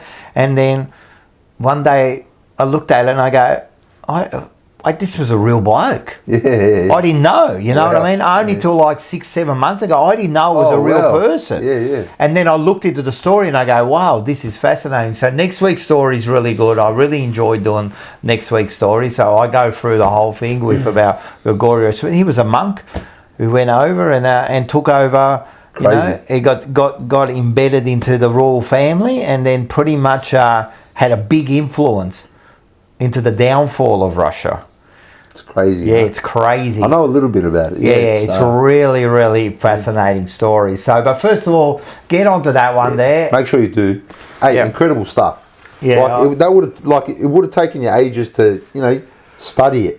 Yeah. To write and to animate, and mate, well done. Yeah, so Good on it takes me ages. It does take me ages to write and think, but I really enjoy it, and then I put them out there, and so get out there and listen to a little bit of history told in Rocco style. Crazy. So I chuck in a little bit of, there's always a reference to the Roccoisms. mafia and the Sopranos and Tony Montana. There's always that a little bit of bada bing, bada boom, a little bit of this, a little bit of that. You're such a fucking Italian. Yeah, well, I try to make it interesting, you know what I mean? Hey. Yeah, a little bit, there's a lot of that. Oh, what's going on here? Monkey cats, I can't believe it, you know what I mean? There's a little bit of Tony Montana. I do a little bit of also the Godfather impersonation in this particular story, you know what I mean? So Can't wait. I add a little bit of that. So that's in this week's. Next week is about Gregor, and then I've got a whole catalogue. So there's a whole heap to do there. But yeah, so I'm having fun with it. I hope everyone gets in it, and I hope that everyone gets into it, and maybe they can learn something. That's what it's all about. It's a history lesson. It is. It's a history class with Rocco. That's right. Hey, could you ever imagine No. that Rocco could give you a history class? No chance. But honestly, until I met you, and funny. we started having chats. Yeah. I just thought you were just a Carlton guy. Yeah, I know, You know, hey, there's a. Well, this is the whole thing. Like, even with you, everyone's deeper than what you think Yeah, they of are. course. You know what I Of mean? course. Everyone's got Yeah, other yeah, interests of course. and a deeper person. Bang! Only Carlton, $7.99. Do you want to read it? Sure thing. Only Carlton the GOAT. Make sure you follow Yeah, Only make Carlton sure you across follow. all platforms. Love you boys. Great shows. Two absolutely great blokes. Thank you for the year. Thank you, my bro. Yeah, thanks, Love mate. ya. We appreciate ya. There's still more to come, man. More to This is come. just the beginning. This is just the beginning, man. I had some things written down, but what we'll do is I want to get straight into this. I want to get we will. into. And so the next bit we'll go into is, of course, Andy's music. We've got to come up. Everyone come up with a segment. I Come want up to with know. a segment name for the music section. So what we're going to do this year is a bit different because Andy's really into his music. Yeah. I'm more into the movies and that, Yep. even though I'm into my music. So Yep. we're going to do a music review. Yep. And then we're going to do a movie review. Done. We're Right? doing a bit of both. So you'll do your music review. So everyone come up, I don't know, Andy's, I don't know. Come up with something. Come The up best with one something. wins. Best one wins, right? Yeah, so we'll put it up there. So we've got, fucking hell, I can't see. What are you doing, bro? No, we got it. I reckon it's this one here. Let's hope. There it is. There it is. So this album is called Because the Internet. Because the internet. Because the Internet by Childish Gambino. Now, if you remember, Rocco, last year, Yep. I told you the album by Childish Gambino, Awaken My Love. Yes. The real funk album. Yep. This is the album before he released that one. Okay. Right, so this, I think it's his third studio album. This was the one that kind of broke him truly into the mainstream. Yes. Right, so he was an actor. Oh, Right? was he? He was an actor first. He'd done a bit of comedy, but he was an actor. Have you seen the show Community? Yes. Fantastic show. Troy from Community. Wow, I didn't That realise. is Troy from Community. So he was, he's always been a musician, always.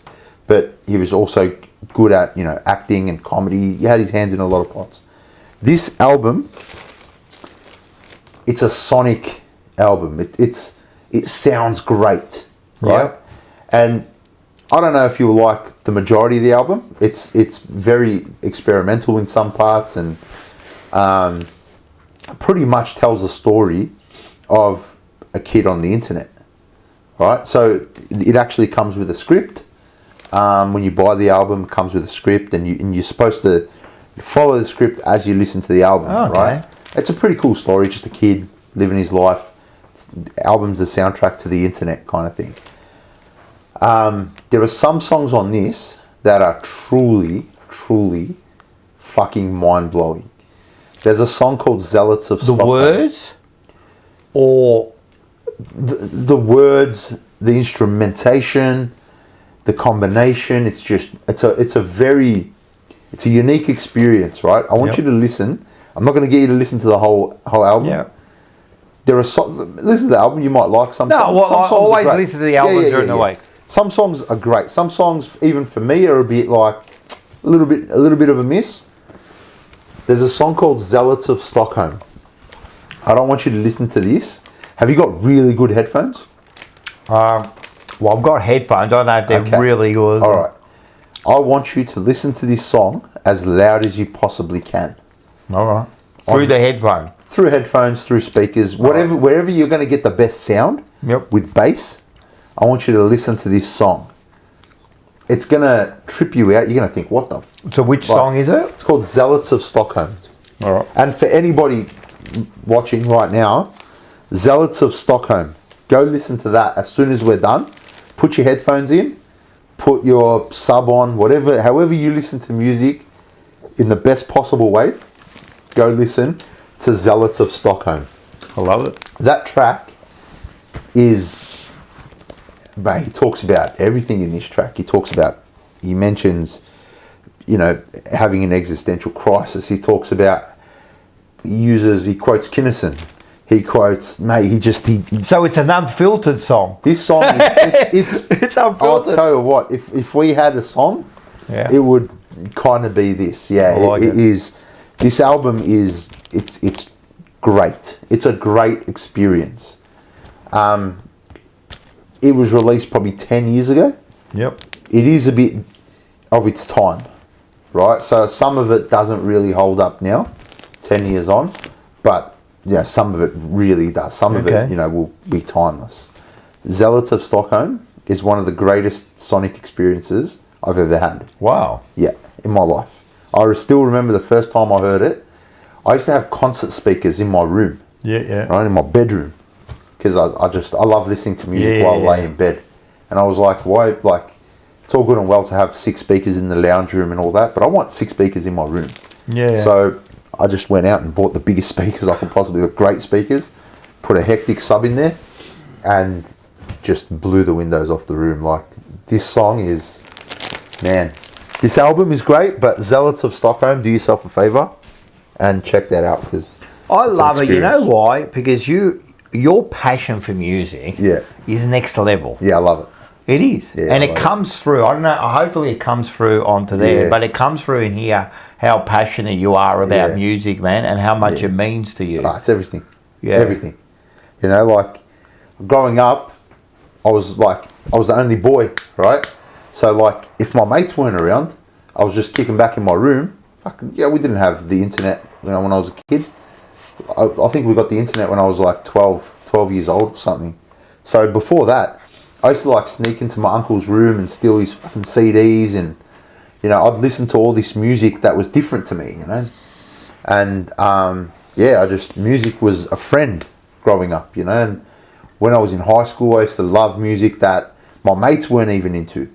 They used to laugh at me with some of the music I was into. But that's a good point. That's a good way of putting it. It's a friend. It is a friend. It's a security. 100%. Yeah. 100%. I like that. You play something, especially if it's something you've heard before, you know what you're getting out of it. You know it's going to be there, and it's a friend. It's a support system. It is, and I've always said this. I had this dispute with someone not long ago. I was listening. They come over, and I was listening to some music, and the song came on, which I like, and he's going, "Oh, that's shit." Fucking singing, and I kind of got a bit upset because music's personal. Mm-hmm. It's like you're attacking my family. Yeah, same. So if you attack my music, it doesn't matter if you don't like it. like it means something to me. So it's like a smell. It brings back a memory. Yep. Brings back a time. So don't attack it. All right, so it's not you don't like it. But when you attack it, oh, it's shitty, shit. I was going, man, what fucking hell, man. Like, and you kind of like, and he wrecked my buzz. Yeah, it does. I was sitting there listening, and I had like, they come over, and I had this music playing one song up. It was a mixture of 80s and 90s, you know. And this one, I hate it. And I'm thinking to myself, like, what do you reckon my buzz for? Just, you know, right? It's not for you, you know what I mean? Yeah. It's not your favourite song. But what you like doesn't mean that's the bee's knees. Yeah. You know what I mean? Like, it was same with the Snoop Dogg. All right, you don't like it, but just appreciate it for what it is. That's it. That's all music is, man. It's somebody's vision. Doesn't have to be mine. I don't have to like it, but somebody made it. Somebody resonates with people. Yeah, man. Doesn't resonate with everyone. Of course. But it makes a big dent in some people's lives. That's what you don't understand, you know. Massive. Yeah. Early days. This is like one of the things when I met my missus. One of the reasons why I was like, fuck, this actually might be the fucking one, yeah? Was I told her, like, let's send me some albums, send me some playlists. I want to see your playlists. And I played her playlist. I didn't go through the playlist. I just pressed play. And I was listening to it, and then I had to like stop and say, am I just playing one of my playlists? Like, we had... Oh, really? She likes the same music. It was almost identical. Wow. And I was like, that's crazy, because my music taste, even... So, like, she's very R&B and hip-hop. I'm a bit more out there with some of my stuff, but I do listen to hip-hop and R&B the most. And I was just like, this is my playlist. And I looked and it was hers. Yep. And I was like, wow, like to find someone who you like connect with on a music level too. That's so like personal. Yeah, it is. It's such a personal thing, you know. It's something you can both enjoy. That's exactly pretty cool. Right. It's something that we can kind of bond over. Yeah, it's pretty cool. It's the best because we can go to concerts together. Yeah, and we both like the artist, you know, like. Instead of just like, hey, I really like this guy. Do you want to come? And it's like, and you do that. Like you'll go somewhere because your partner likes it, so you go there just there, but you don't really enjoy. But what an amazing feeling to be able to both like this artist, you know, all the time, like almost all the time. So I always give her a bit of shit because when I send her an album she doesn't like, she's like, I wasn't really like. I'm like, oh, you don't know music. Yeah, I do that to her. Yeah. So talk to me. What movie you got for me? Well, it's not a movie, it's a doco. You done my head in? I'm going to give you a movie. No, it's a doco. But it's the same thing. Well, when I say movie, I mean doco, movie. Yeah, what do you got? My one is... Oh, no, that's the wrong one. What am I fucking doing? Isn't that our intro? So, I watched the Charlie Sheen doco on... Oh, I've seen it come up. I haven't seen it. And I loved it. Yeah? I absolutely... So, it's a 2-part series about Charlie Sheen, and he talks very candidly about his life. And I loved it. So it's on Netflix. I would recommend, if you like Charlie Sheen, if you like 2.5 Men, if you like someone, you talk about someone who's been through hell and then come out of it. Yeah. I love that. That's what I was saying before. People go through things, man. Don't judge them. Yeah. Like, you're not in their shoes, man. You don't understand. Like, he at the age of 15 was a star. You know, his dad was a star. Yeah. And then he went through all that. And, he went through, like, the tiger blood and all that. You know, and... well, I don't know about the tiger blood. You know, when he went psycho... So after 2.5 Men, when he got sacked from 2.5 Men, he went through the whole thing, and he goes through what happened there, you know. And I've got the tiger blood, you know, Charlie Sheen. You can't keep up with Charlie Sheen. I'm in a different planet. Like, have a look at that interview. It's amazing, the interview that he talks about. But I love the doco. It just showed a real light, and I've gotten so much respect for him now, because he's been now clean for 9 years. Wow. 9 years, and he had more drugs. He says it. He's had more drugs than anyone humanly possible, you know? Yeah. Like, he was just pumping it. And, well, I read something today. I don't know if it's true, but they reckon it's true. They reckon he slept with 47,000 women. Right? So I don't know if that's true, but if it's not true, it might not be close, but... He slept with a lot of women, and he actually brought out the doco, and this is something that's... Where do you find the time to do drugs? Well, yeah, he was always stoned, man, and he was always so the way he got out of it, and he did even say how he brought that out in the doco, which I found that fascinating. Is he ended up sleeping with men too, so he went to the other side, you know. Wow. So that was, and he went pretty candid. So I absolutely loved it. I think it should, anyone that's like interested in that, I found it fascinating. And then I went back and rewatched Platoon, which was his first movie. Great fucking film. Absolutely amazing. Fantastic film. Absolutely amazing. So yeah, that's my recommendation. The Done. Charlie Sheen doco. Done. And then go back and watch Platoon again. Done. Platoon's fantastic. Yeah, it's an amazing movie. Yeah. And he was a good actor. Yeah, absolutely. He was a really good actor, Absolutely. man. And it's just a fascinating what he went through, man. So It's amazing what Hollywood does to someone, eh? It's, man, we can't imagine what these people go through. You know, you're put into like a pedestal. You know what I mean? And then everyone wants a piece of you. You know what I mean? And then at an early age, it's a bit like our sports stars too. You know, all this money and fame is thrown at you at an early age. How do you deal with it? You know what I mean? And then even when he went mad, you know, and he was doing, I mean, they ended up getting him to do these live shows around the world where he was still in his fucking psycho mind, and it was all for money. These people, they didn't care about him. No, they wrecked vultures. him, you know. They're just vultures, you know what I mean? So, but what he's gone through and the way he talks now, and there's also he does a good interview with Joe Rogan. I saw the thumbnail. I didn't watch it. Yeah, it's really, really good, man. And like, I admire him so much. I admire anyone that's gone through adversity and then come out of it a better person. Yeah. You know what I mean? Mate, you got to respect that by people. Of course. You know what I mean? And a lot of people have done it. You know, everyone gets judged, you know, like, oh, you know, he's like that, he's like that. Don't judge, you know what they say, you know, don't judge someone until you've walked in their shoes, you know what I mean? Like, I always say if I was like a star at a teen, or I was a sports star at teen, I'd be the worst. Yeah. Oh, I'd be Charlie Sheen 2.0. I would be. I would be, because I was bad already. So imagine you gave me that, and then the ego trip that you're on. Yeah, man. Everyone's telling you how great you are. You know what I mean? Like, everyone's hanging around you. You don't even know who's true anymore. Celebrity culture is so weird, isn't it? It's like we put humans in this weird box where they're better than everyone. But they're just people. You know? It's worse now. Yeah, because of the internet, because now you can become a star for being nobody. Yeah. And I don't think people are prepared for that. No. So I already don't think you can really prepare for just how weird it can get. I don't think you can ever be prepared for that. But now you've got people who don't even come from that kind of lifestyle who can break through. And yeah, it's just weird.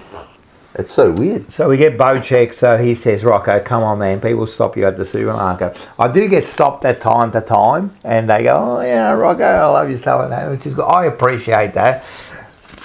So, yeah. Is that from the swimming pool ads? Oh, yeah. Well, the bikini ads, I've done a few bikini ads and that, you know me. So, yeah, so it's so everyone get onto that. And, and watch that and listen to the album. I'm keen, because I was already keen to watch it, so that's good. Good recommendation. How's that going? He's doing party tricks already. Been 20 years. It's been 20 years. It's actually very good. Yeah, it's a great cigar. It's a great cigar. I've started you at the high point, yeah? You have. So next time someone brings you a cigar, yeah, that's right. they're going to be like, come on, man. What is this shit, man? Yeah, bro. Yeah, so that's it. Yeah, so so this has been really good, really good. Listen, it's almost been 2.5 hours. I can't believe how quick that went. I was not expecting that. No, we say that every time. Yeah. So there's a lot of stuff happening on the Jumper Punch. So tomorrow night, if you are an EPL fan, we have got at 8 p.m. tomorrow night, Glory Hunters. hosted by Mars, and there'll be 5 other people on there. I think Bo might be on there. There might be. So it's pretty much the 6 top clubs. Yeah, so it's pretty much a forever rivals, but with the EPL. So that'll be on tomorrow night. So they'll be talking all stats and about where their clubs are at. So that'll be on tomorrow night. You've got Unfiltered every Tuesday at 9 p.m. You've also got emergency meeting happening every once in a while. So I reckon now that the trade period's starting, there'll be, maybe 1 or 2 a week happening at that. So they might just pop up here and there on. Yeah, they'll meeting. Pop up. So they'll always be good to talk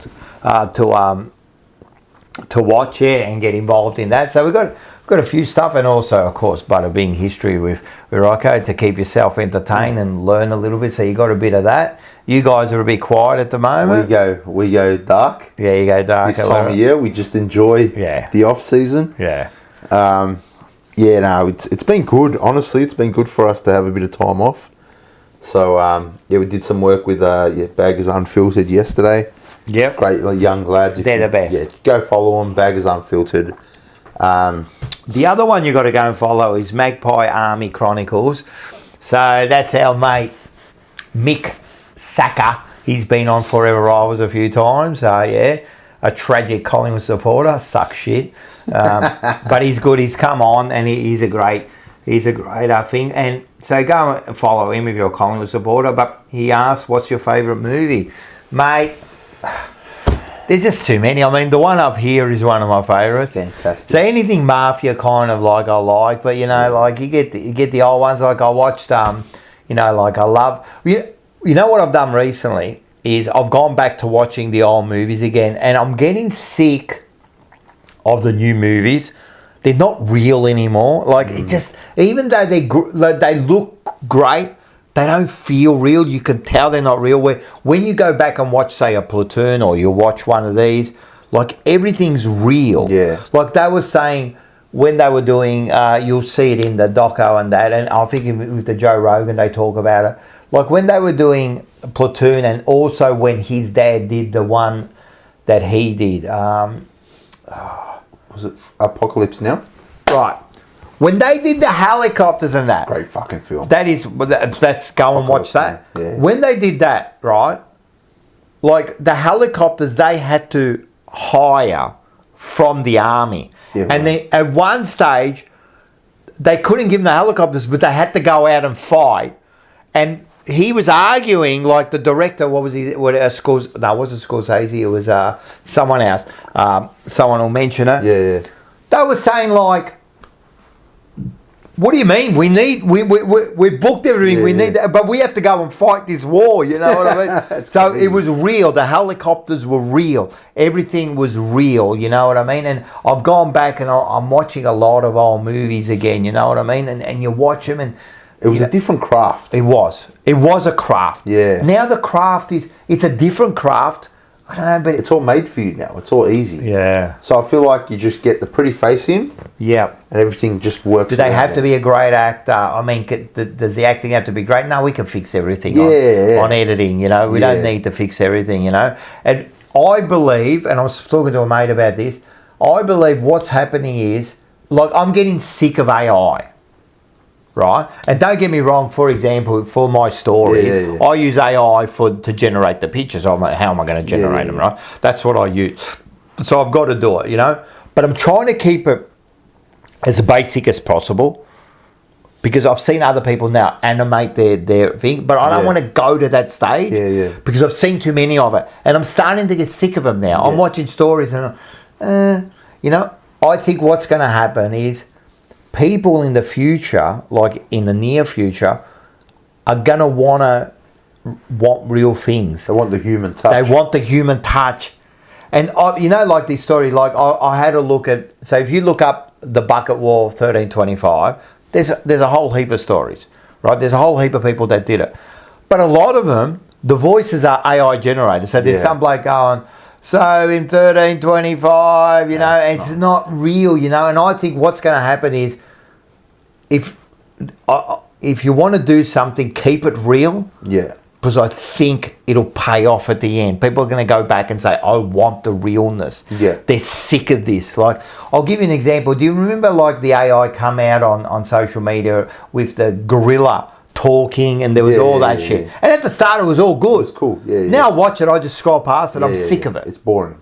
It's boring. It's not real anymore. Yeah. I remember when AI was, hey, I'm able to put my face on this artist, you know, or this movie scene. Yeah. And that was like, fucking, That's cool. that's funny. That's cool. good. Yeah. But man, AI's taken over. It is, and it will take over. It already has.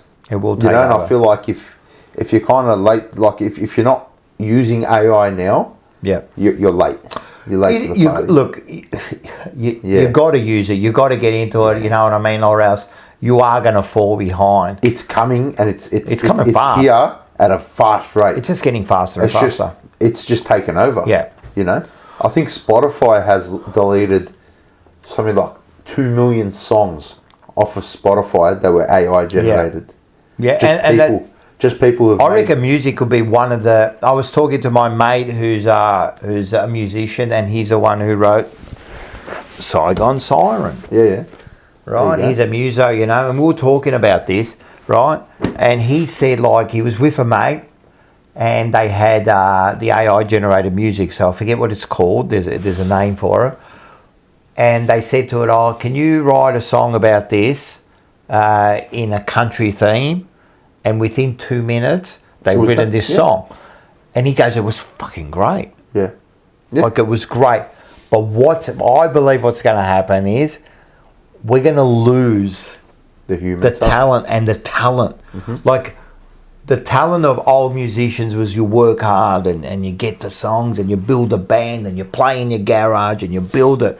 Now, it's so easy that humans will lose that ability, because if you don't use it, you lose it, yeah? 100%.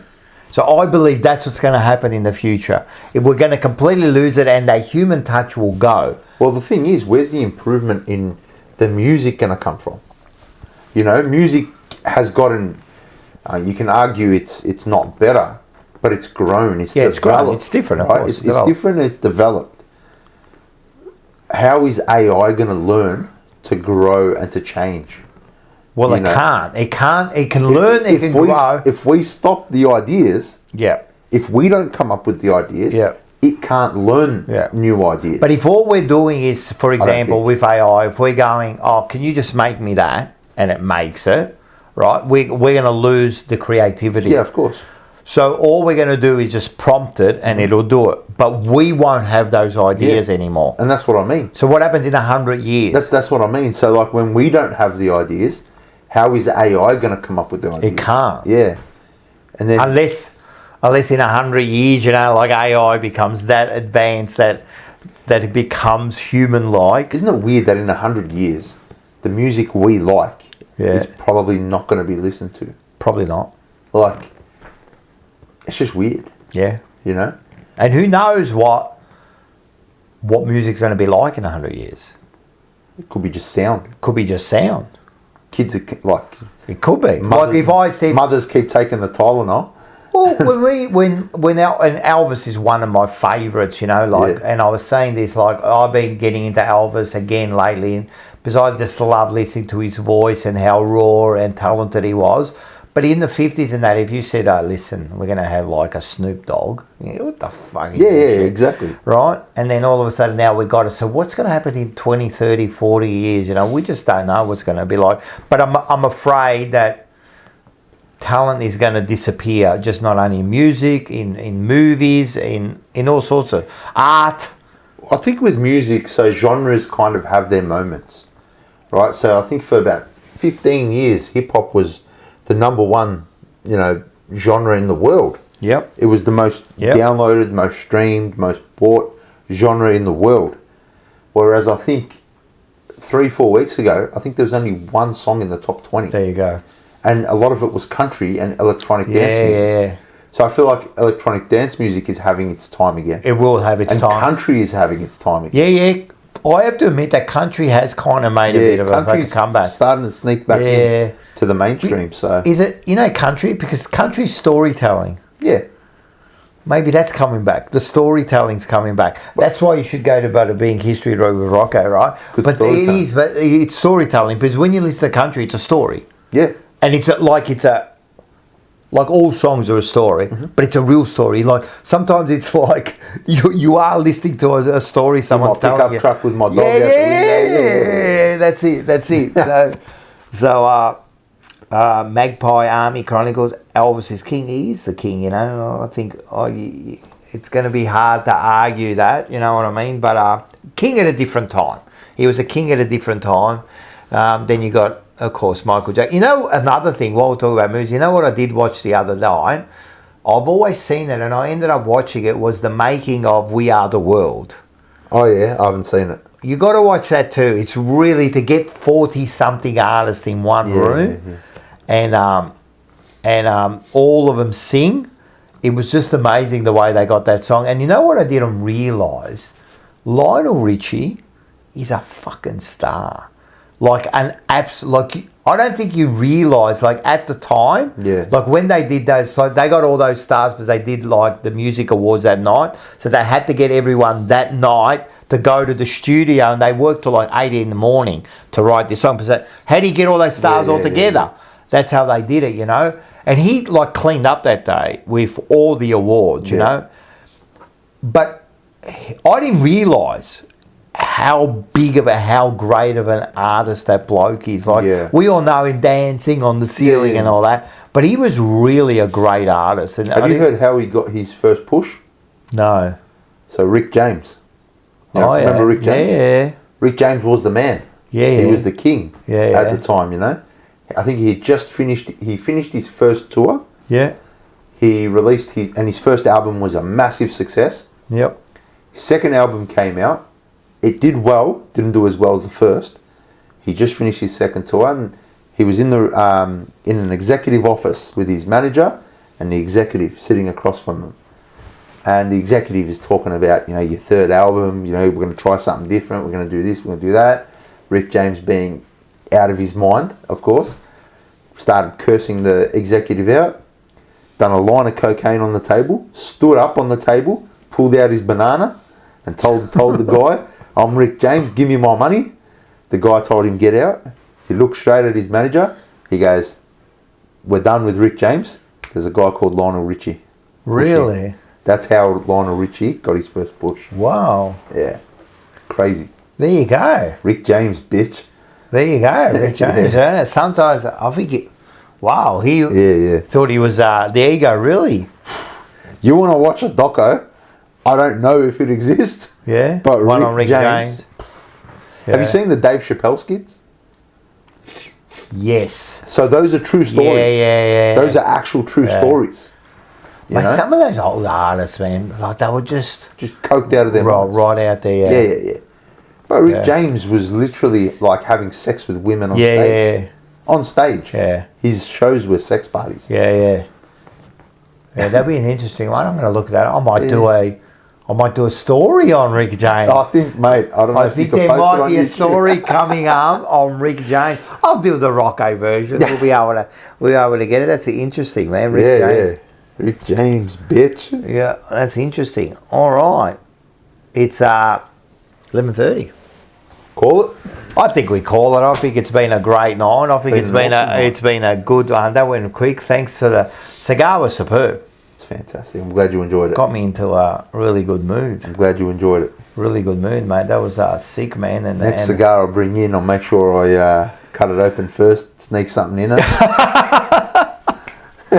Yeah, we can't do that, but yeah, this might turn into the Joe Rogan where we start sniffing the salts. We should get some. We should get some salt. I reckon I can try and get some. I reckon we get the salt. Have you done it before? No, I've never done the salt. I can probably. I see when they do it, they go like, whoa. Yeah, it's fun. It's crazy. Sometimes they just open it and it hits them, man. You can't just have it like just in the jar. You got to have it wrapped up, and because even when it's closed and sealed, it's still like. Can we get it? I can try. We can try and get it. All right. If anyone knows where we can get smelling salts from, let us know. DM us privately. Yes. If anyone is interested in coming on, as I said, DM us. Let us know. Next week we have got I forgot her name. Crystal lady. We'll call her Crystal Lady. Iannella. And what I've done already, and you know me, I'm there to, I don't believe in anything, and she knows that, and she's fine with that, and so we've given our details to her, and she's gonna do a reading for us next week. And I know you're a little bit like, yeah, it's all like weird. The witchy poo's coming out. The witch part? Nah, I'm bringing a Bible. He's gonna bring the Bible, man. I'm holding on to a Bible. We're gonna have like sprinkle some holy water on holy water on it, mate. Might you burn, mate. So a bit like the Wizard of Oz there. Good show, bro. Thank you to everyone for joining us. Yeah, thanks everyone. It's been amazing having you all. Yeah, it's been great. It's been great for the first. It's going to be every Tuesday at 9 p.m. That's right. At least for the next few months. Yeah. But we'll be on here. We're going to get some guests on there. We'll just be talking shit. And that's it, man. It's been great. Thanks for everyone joining us. Thanks for the donations. And that's it, man. Thank you very much. Good show. You're a star, brother. You're a star, mate. brother. All right, I've got to get to this last one here. Have a good night, everyone. Wait, before you do that. Okay. Intro. I can't see shit, man. Please go see my Optom, mate. Oh, you're worse than me. What are you talking about? Yeah, but I've got glasses. Oh, yeah, all right. I'm going to get glasses. All right, it's here. It's this one here, I reckon. All right. Thanks, everyone, for joining us. Have a good one. Have a good week. Love yous all. And we'll see you next week. Done. To the world every once in a while. You have every right to. Just stop thinking, worrying, looking over your shoulder, wondering, doubting, fearing, hurting, hoping for some easy way out. Stop it and just